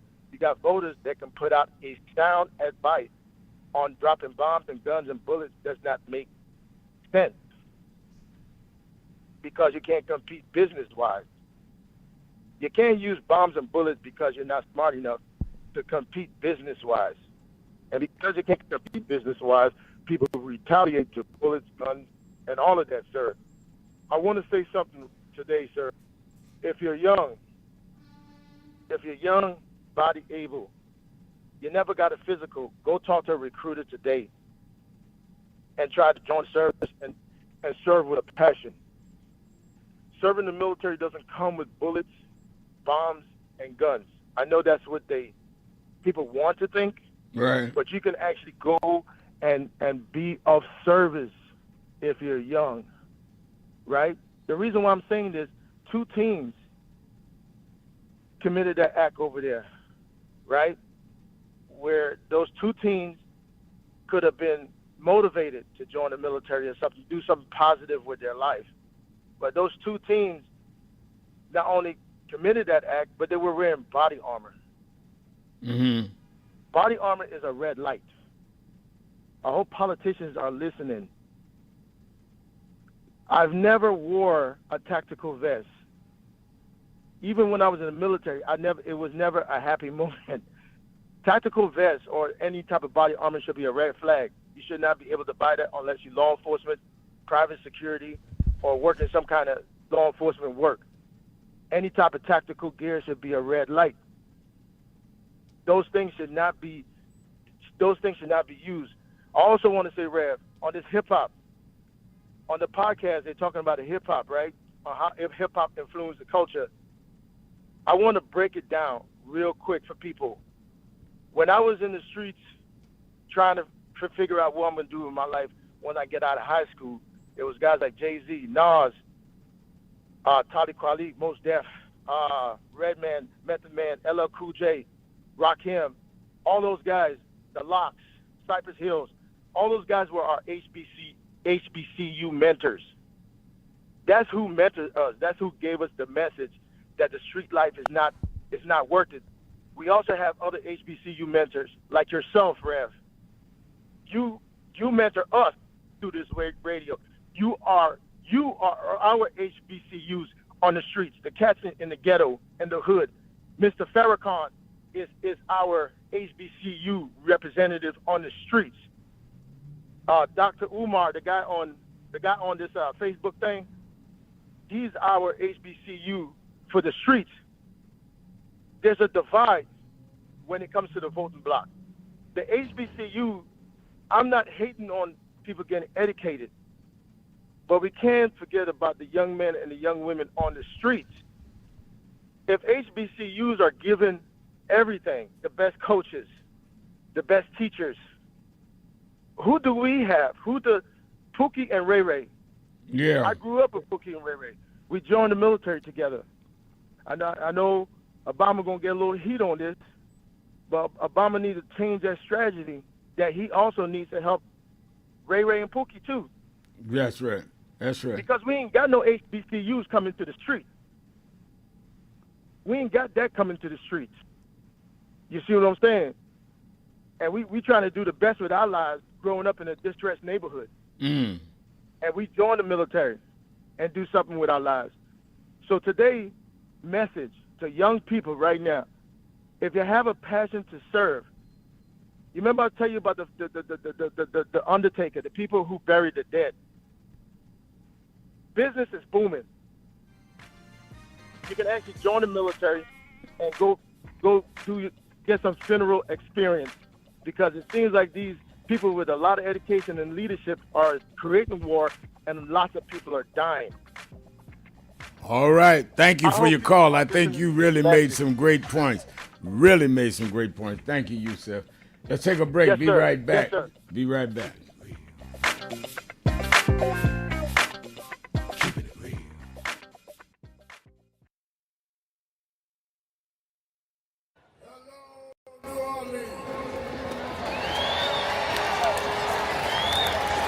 Let me tell you straight. They did not think we could come and be here tonight. They cut budgets and advertising, but one black man, Rich Dennis, said, I don't care. My families come together every 4th of July weekend, and Essence will happen, because that's who we are. Give a big hand to Rich Dennis for bringing us back.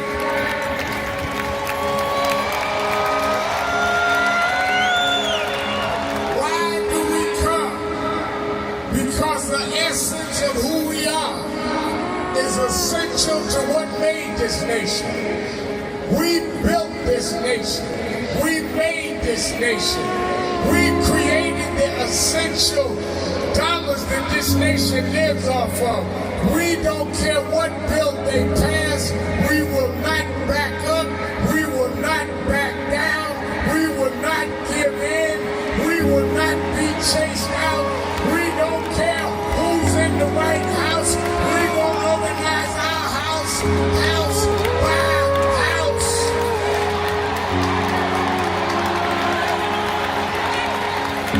We came over the Middle Passage. We survived slavery. We survived Jim Crow. Don't you give up now. Don't you turn back now. Stand up, black man. Stand up, black woman. Reclaim your dignity. Reclaim your place. So we stand with the Global Black Economic Forum. We stand with Essence Magazine, because that's who we are. So don't give in now. Yes, it's some rough days, but we've been through rougher days than this. Yes, Trump is a bad dude, but we beat badder dudes than Trump. So let's party with a purpose, because our rhythm and our music reminds us who we are, because we can smile through our pain and organize for our gain. Let's stand up and let's celebrate who we are. Thank you, God bless you.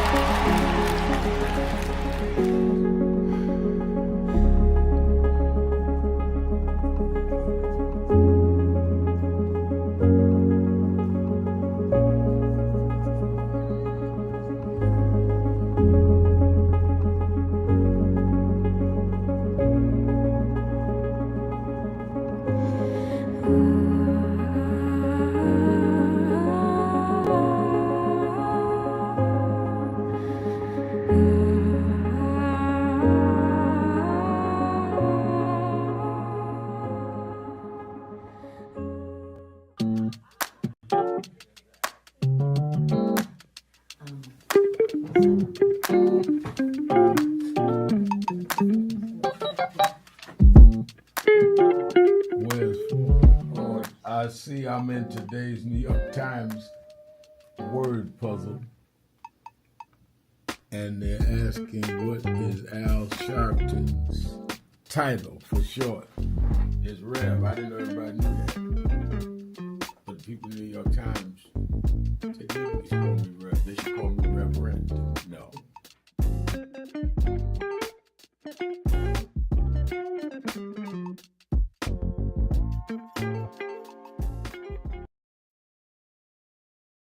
Do you know what time it is?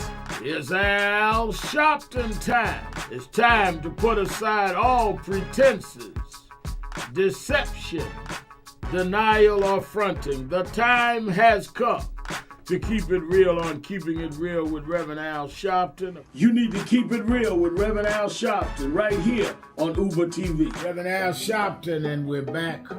1-877-532-5797. 1-877-532-5797. Let's go back to the phone. Attorney Jennifer Jones Austin is. Every day, Monday through Friday, I do 3 hours a day on Keeping It Real with Reverend Al Sharpton. I do 1 hour on Sunday mornings with Reverend Al Sharpton. And I'm live on radio and TV with the Saturday Action Rally. 7 days a week, I talk to our people, hear from them, to call in. I'm sick and tired of people talking for people that they don't talk to. So go on www.nationalactionnetwork.net. Listen to my show, call in, express your opinion. You don't have to agree with me. But let's start talking to each other rather than about each other and lecturing at each other. Let's keep it real with Sharpton. Happy 20th anniversary to Reverend Al Sharpton on 20 years of Keeping It Real. 2 decades of truth-telling, fearless advocacy, and keeping the people informed and empowered. Thank you for always speaking power to justice and standing firm for what's right. Here's to 20 years of impact and many more to come.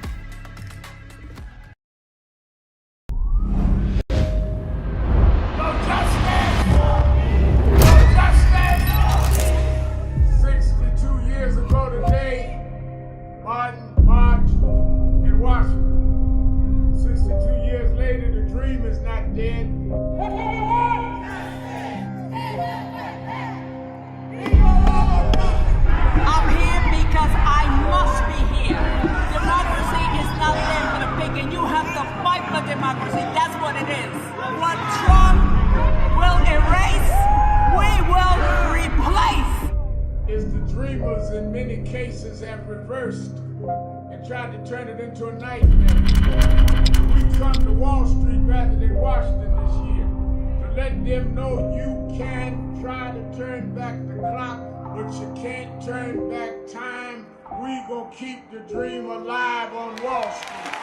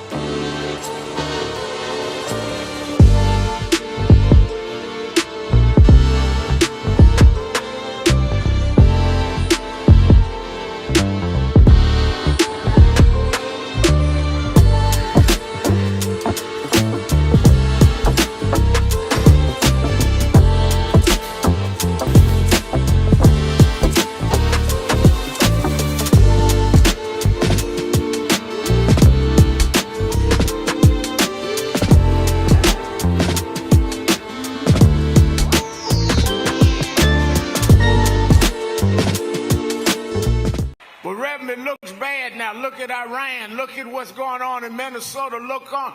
Yeah, but I was raised by them to realize that after storms, if we do the right thing in the storm, if we organize, if we register, if we do what we're supposed to do, there's always a rainbow coming out.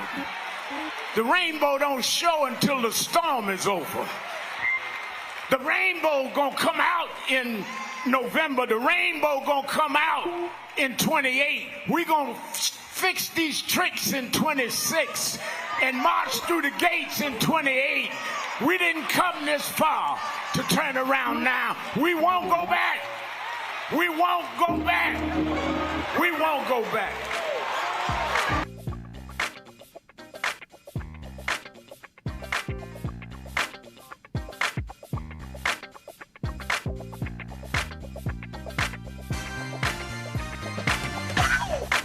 you live, sir.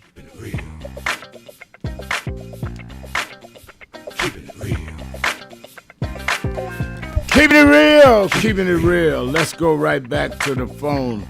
Let's go to Douglas in Washington, D.C. Douglas? Good evening, Reverend Al. Can you hear me? I do hear you. Amen, amen. It's good to talk to you. Reverend Al, I just have a few thoughts. The first one is a kind of like a throwback thought. I walked with you and my pastor at that time, Reverend Walter E. Monroe, and also Bishop George Stalin at that time, a new African-American Catholic I remember that. I remember those days. Two great men. Yes, sir. Yes, sir. Yes, sir. I was just wondering, for that movement at that time, where is the Supreme Court now, and how what you were doing at that time reflect or impact on what's going on with the Supreme Court now as it relates to the black community? And I also wanted to just mention to you that I know you come into areas like Washington, D.C., Los Angeles, wherever you go to do something to involve the black people in that area, especially the black churches.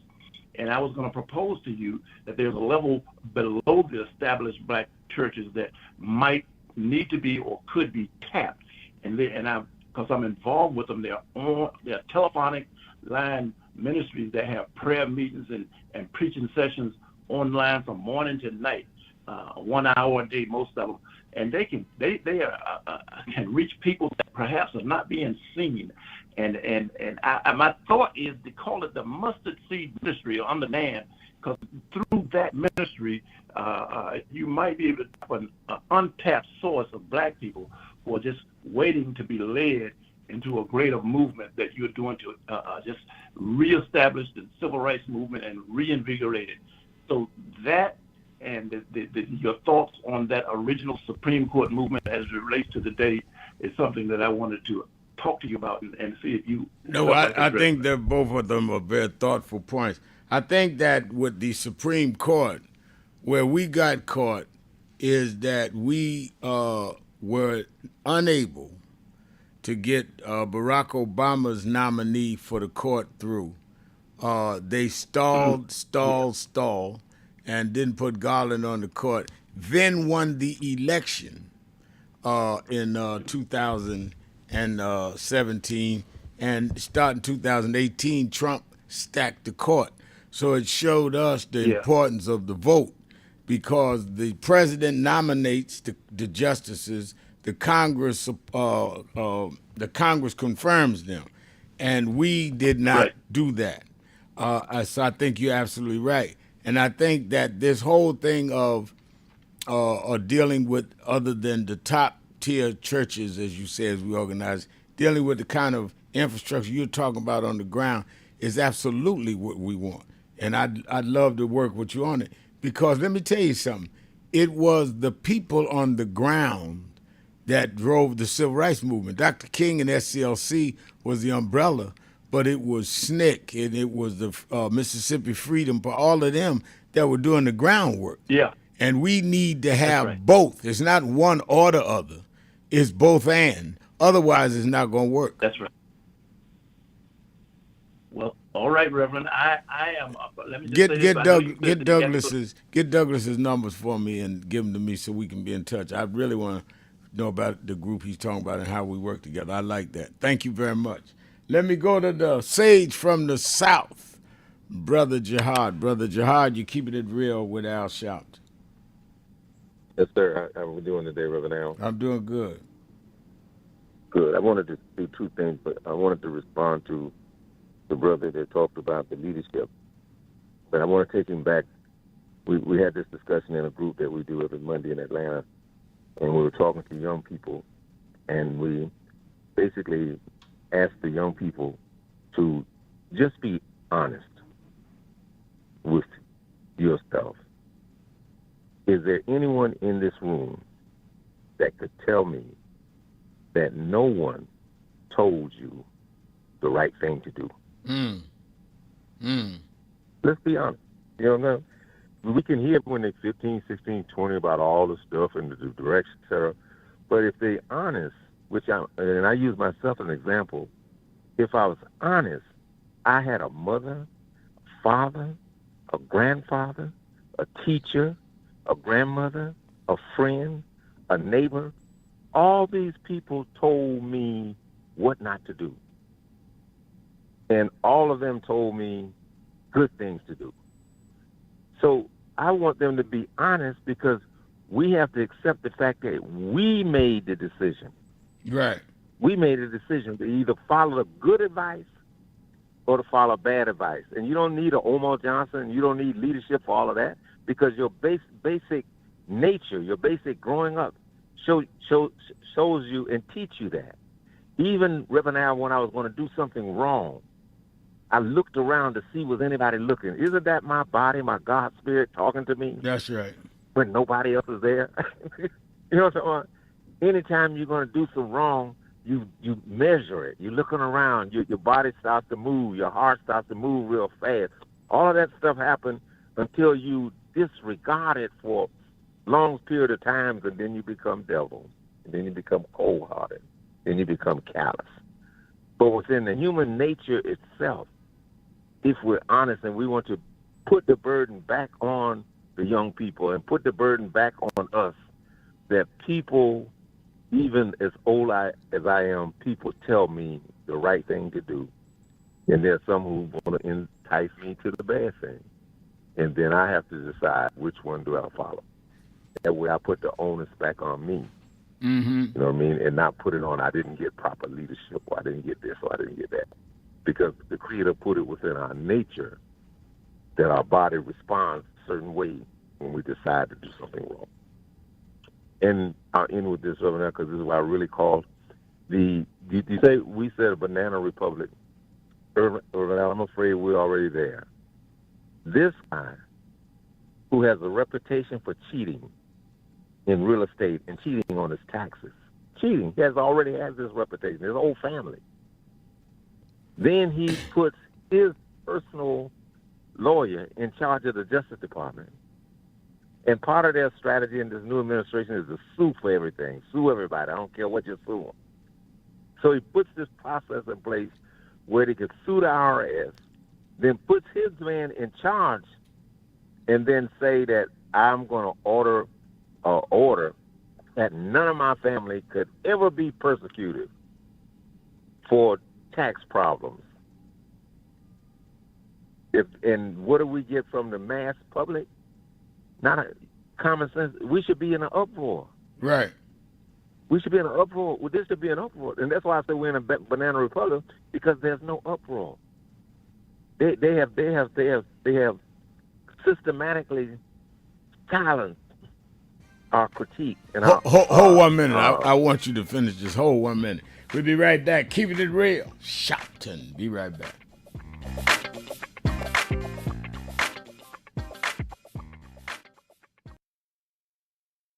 Where in history is this? He said we always go one step forward and two backward. Well, here we are now. The problem is not Trump. The problem is us.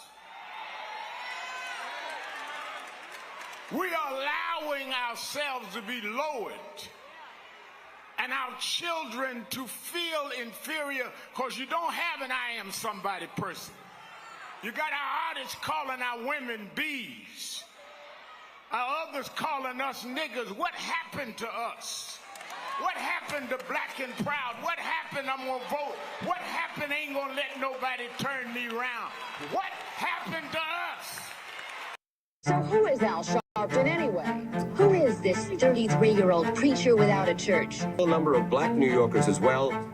He is little more than a pudgy exhibitionist who can be counted on to show up, bullhorn in hand, at every racial incident.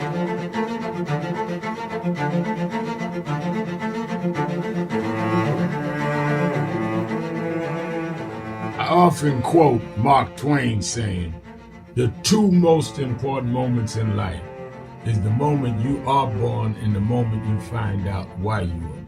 I had a very troubling conversation the other day that prompted me to do this little video. Young man that I've known a while came to me, and he was crushed. I mean, really crushed, because people were criticizing his work. He's in the ministry, but he's also an actor. And he said he couldn't understand why people were jumping all over, criticizing him, trying to find scandalous and derogatory things about him. And I told him, I said, you know, you very young.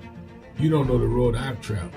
They call me everything but a child of God. The blabbermouth, a loudmouth, too flamboyant, an agitator, a racist, I a race had to baiter. learn. Yeah, right. I was not defined by how others saw me. I was defined by how I saw myself and whether I was being true to myself. Some of you watching this don't like me. And it doesn't matter as long as I know what I'm doing. And I like me for being real. So I'm doing this video to say to you, whoever you are, and whatever you do, you may not be in ministry or social justice, none of this stuff, but don't live your life worried about opposition or people that don't like you. You can turn that around. Use me as an example. The same people that called me a scam artist, a con artist, a sellout, or racial hustler and all, I kept going. And the people I respected started respecting and publicly embracing my work. When Coretta Scott King, the widow of Dr. Martin Luther King Jr., had this to say about Al Sharpton. A leader who has protested injustice with a passionate, unrelenting commitment to nonviolent action in the spirit and tradition of Martin Luther King Jr. And I am talking about your leader, our leader, the Reverend Al Sharpton. The other thing that hasn't changed is the National Action Network's commitment to fight injustice and inequality here in New York City and across America. And that's not only a testament to Reverend Sharpton, it's a testament to all of you who are here tonight. First and foremost, to Reverend Sharpton. I saw him when he first came on the scene, and I have marveled at his tenacity, at the development of his intellect, and his devotion to our movement, and much he has contributed to the world we are experiencing. I am honored, and I must say that when I had my debate with Dr. King on the issue of the church and religion, he didn't warn me that after his departure, his space would be filled by another preacher, and that preacher would be Al Sharpton. All you want in life is people that matter to you to say you did all right. And more important, that you can look in the mirror and say you did all right. Thank you, Rev. Thanks for that introduction. Look, we've known each other for a long time. I'm grateful not only for your leadership and partnership, but quite frankly, more importantly, for your friendship. And thanks to all of you, members of our nation's most important civil rights organization. You have been, over all of your years, such an extraordinary leader. You are a voice of truth, a voice of conscience, a voice of practicality around what we must address and what we can do.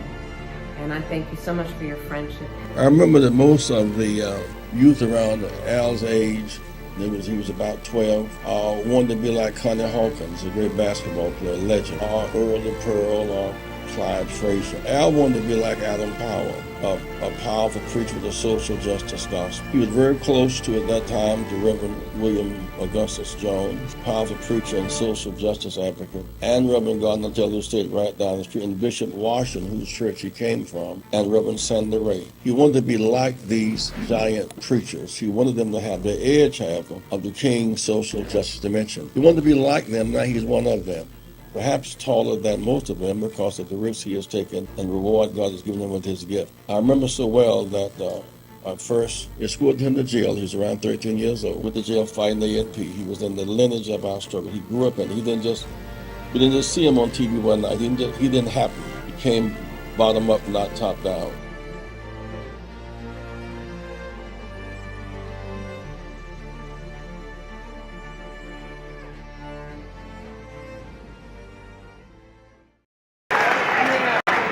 I remember I I was 12 years old, I was a boy preacher in the Church of God in Christ. Bishop Sheard knew my bishop, Bishop Washington. Bishop Washington, my mother was concerned I was getting into politics. They brought us to Reverend William Jones. His daughter's traveling with us. And Reverend Jones introduced me to Jesse Jackson. I became his youth director in New York at 13. I liked Reverend Jackson because he was a little hipper than the older preachers. He was 27, I was 13 by the time I became youth director. So he was like a father figure to me. When I got about 40, he said, quit calling me father, call me big brother. We went to the car center, and James Meeks and Jesse Jr. and I had dinner with him that night.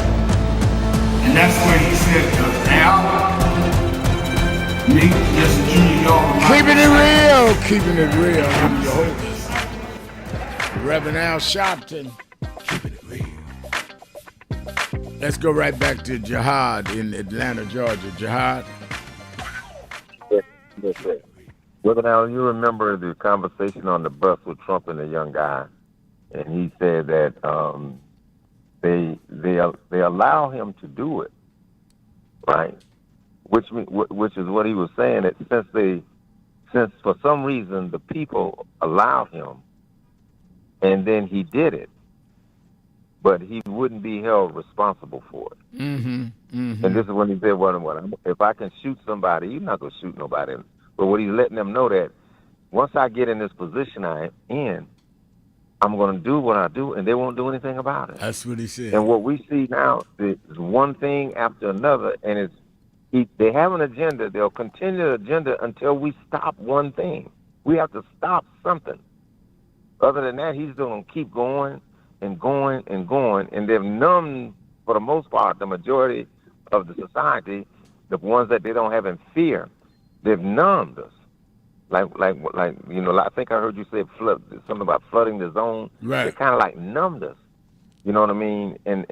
But if we don't take a stand on something, and when the guy could say that, remember his kids were found guilty during the trial. That he said that he didn't know what the kids and the lawyer was doing. They did the wrong. Now, if you're gonna give coverage to somebody that's already guilty of cheating, right, from the taxes, right, you know what I mean, and then say whatever they do, you're telling them, okay, we know you cheated, we know I'm cheating, and all of these business deals, we know there's cheating in all these business deals. I mean, they come out and say it. All these things happen, so he knows that something's going to happen afterwards, and I want to cover my family, the whole family, just innocent. I mean, it's mind-boggling, Rev. It's really, in dictatorships. Yeah. Yeah. No, we got to remember that people live under dictatorships. We got dictatorships all over the world. Yeah. Where people just watch dictators do terrible things, and we're almost at that particular point right now. No, I think that what you just said is not only the most frightening, but the most true. Is that many Americans are just sitting there. Like they're watching a movie on Netflix or something. This is real. That's right. And this is not just some bad season that spring is coming. Yeah. He's doing stuff that will make real damage permanent through our lifetime. We'll be digging out of some of this stuff for the next 20, 30 years. A long time. You know what I mean? And the face of America will never be the same after this guy's face. And people think that you can just undo stuff. Like, you can't just undo stuff. Remember, a lot of the things we're going through today, Judge Roberts was working on this thing for 25, 30 years. Yes, sir. Yes, sir. You know what I mean? I think I heard one of your callers say Stephen Miller was working on his dream for 25, 30 years. Yes, sir. You know what I mean? So these things just don't go away as easily as people think they go away. Human nature is that they study. There's a book called Subliminal Seduction. It's a science where they study how to manipulate the mind and entice people to sway or think the way they want them to think. And this CIA does it. All of these particular major companies, they pay thousands of dollars for you to bring a speaker in who has the ability to move their people. All of this is science. You know, I always knew that you and I had a bond. You're the only person I know that ever mentioned that book. I read that book many years ago and reread it. And Yes, sir. I see it Yes. clearer now than I did when I first read it. Yeah. Because I was reading it That's right. saying, dealing with, to be honest with you, some of these crooked evangelists out here, because that's what they were using. But I Yes, never imagined it would be on this scale. But that's what it is. Subliminal seduction is just suggesting things to you subliminally, and you accept it. You get seduced in it. And that's what he's done to many Americans that are now paying $5 a gallon for gas, because he seduced them. You're doing better than them. They're not one of us. Black president born in Nigeria. It's subliminal, but it sticks in their head. Right. That's right. And now he even, I remember with the it was something during the first part of the year. The tariffs. Right. Remember the tariffs? The people were talking about how terrible the tariffs was going to be. And Trump was saying, no, it ain't going to be terrible. Then finally saw the people was listening to the people who say the tariff is really us paying the bill. Right. Then they changed the narrative. He said, okay, it's going to be bad for a minute, but you all can handle it. Right. Y'all can You handle know it. what I mean? And move right on to something. Right. Y'all can handle And it. I'm trying to save save your life from this nuclear bomb in Iran. That's right. So I'm gonna scare you to death. No, you're right. And that's another thing. And while I have you, I'm gonna raise it, because I was talking about you to a group of NAN folk the other day. That's one of the reasons why our young people, young activists, young people in the churches or the mosques, who mean well, need to also learn from some of the elders, because one of the most dangerous trends they've started is trying to fight a generational war in our community. So you don't have the gleaning, you don't have the training from the people that were there. So somebody can join a mosque or the Nation today, and if they don't talk to people like you, they don't know the evolution and the nuances. I grew up under Jesse. I didn't read about him. And I think, why would you want to rob yourself of that history? You can end up with your own opinion, but at least have the real facts. You have the experience and the real facts. And all we want to do is share it. And we're not doing nothing that people haven't done for centuries. Right. That's what our people used to sit with the griots and sit with the old people and learn and et cetera. This is not nothing abnormal. It's only abnormal because they put this corrupt, adulterated concept, like you just said, into the minds of our young people, that you don't have to listen to the old people in your community. But you better listen to me, though. You listen to me and Trump and the rest of us. Right. You don't have to listen to black leadership. Right. You know, thanks a lot, Reverend. All right, bless you. Let me again remind you, Politics Nation with Al Sharpton. I landed a big call just now in the intermission. Make sure you watch it Saturday and Sunday, 5 p.m. Eastern Time on MS Now. But I will be at the rally Saturday morning giving my Memorial Day message for you that in New York or vicinity that may be visiting here, or you that are here. Bring your family out visiting you to the Saturday Action Rally at the historic Mother AME Zion Church, 137th and Lenox. Let me go to Arnett in Portland, Oregon. Annette. Is Arnett there? Lost you. All right, let me go to Mrs. Jones then in Philadelphia, Pennsylvania, WURD, the word. Good afternoon. Good afternoon, Rev. I wanted to touch on a few things. I called yesterday, and I had to call back. I agree with everything that Jihad said. He's always on the money, and I always love listening to him and you exchange ideas and what's going on in our country. And your producers, we must give him a big hand of applause as well. So kind and nice. Which moves me on to my next point. The Trump family, I never hear them use words like kindness, help, like the fruit of the Spirit, love, joy, peace, long-suffering. I'm very leery of people who cannot use those words, especially as leaders. So that's one thing, because I want to move quickly. Yesterday I was a little mumbo-jumbo about things as well. But today I want to clarify something. 8,000 times he has posted in his second term, most of which a lot of craziness. What POTUS or presidents have ever had that kind of time, because he's not interested in being president, and we know that. He's the biggest con artist because he really pulled this last deal over on all of us, especially with that addendum at the end where he can no longer be, we know the deal, as to held accountable for any wrongdoing. That's really what they're saying financially. And we've never had that before. We all should be really very, very concerned about that. I think he's the worst dictator, but I think he has them all beat. He has shown us what it really means to be a con artist. And that is so, so sad that we allowed this to happen. And now I'm going to move on to Harris. I'm not even sure if I want President Harris to become president. This country, as Jihad said, we will never dig out of this for 30 years. And it has always been our people that have helped America to get back on its feet. If she runs, I will vote. I will do my darnest to get out and work for her. But I'm very concerned because they don't intend for this country to ever go back to what it was or what it hoped to be.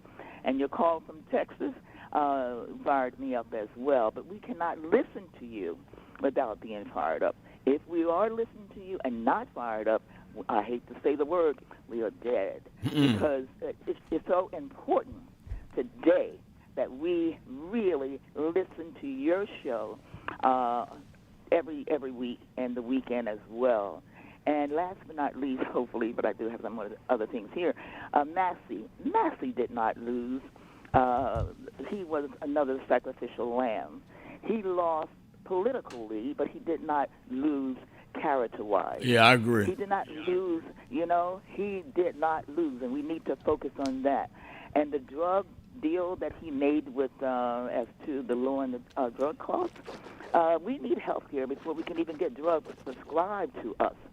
So I'm not excited about this because what he said, it will make us wealthy and better. He didn't say healthy. Nothing about him is about the people. And we have to point that out. Obamacare ended up being called Obamacare because he cared. He wants to put his name on the drug thing or whatever it is. I haven't been able to really get into the details as to what's going on there. And he wants credit for something he doesn't deserve credit for. As far as his taxes, getting back to that deal, he only pays $750, and that's what he will be getting his portion, where the other millions of dollars are paid by us. That is the con artist of the year, by him doing that. And last but certainly not least, because I really wanted to mention this yesterday when we were talking about our gray hair. I have them too and love them. Love your hair. Keep up the good work.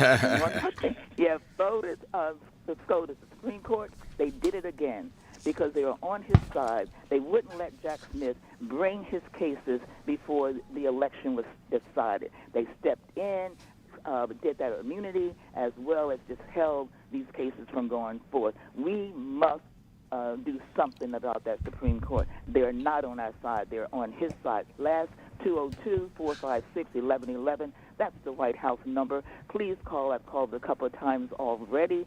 They know my voice now. Some will be pleasant and some will not. But we got to work around that. And that's for people who cannot get out and be more active. Please call 202-456-1111. There's something we all can do. And we must look for that something like never before.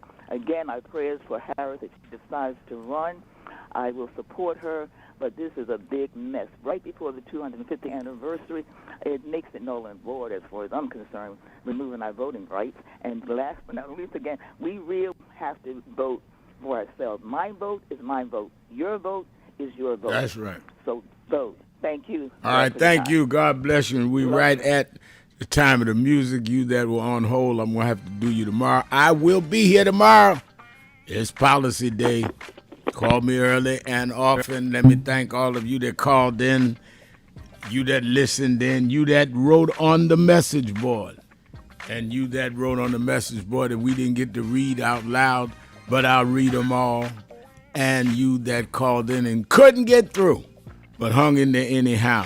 Remember, whatever you do, wherever you go, however you feel, tell somebody, tell anybody, tell everybody Reverend Al told you personally, keep it real. Keep it real. Whatever you do, keep it real.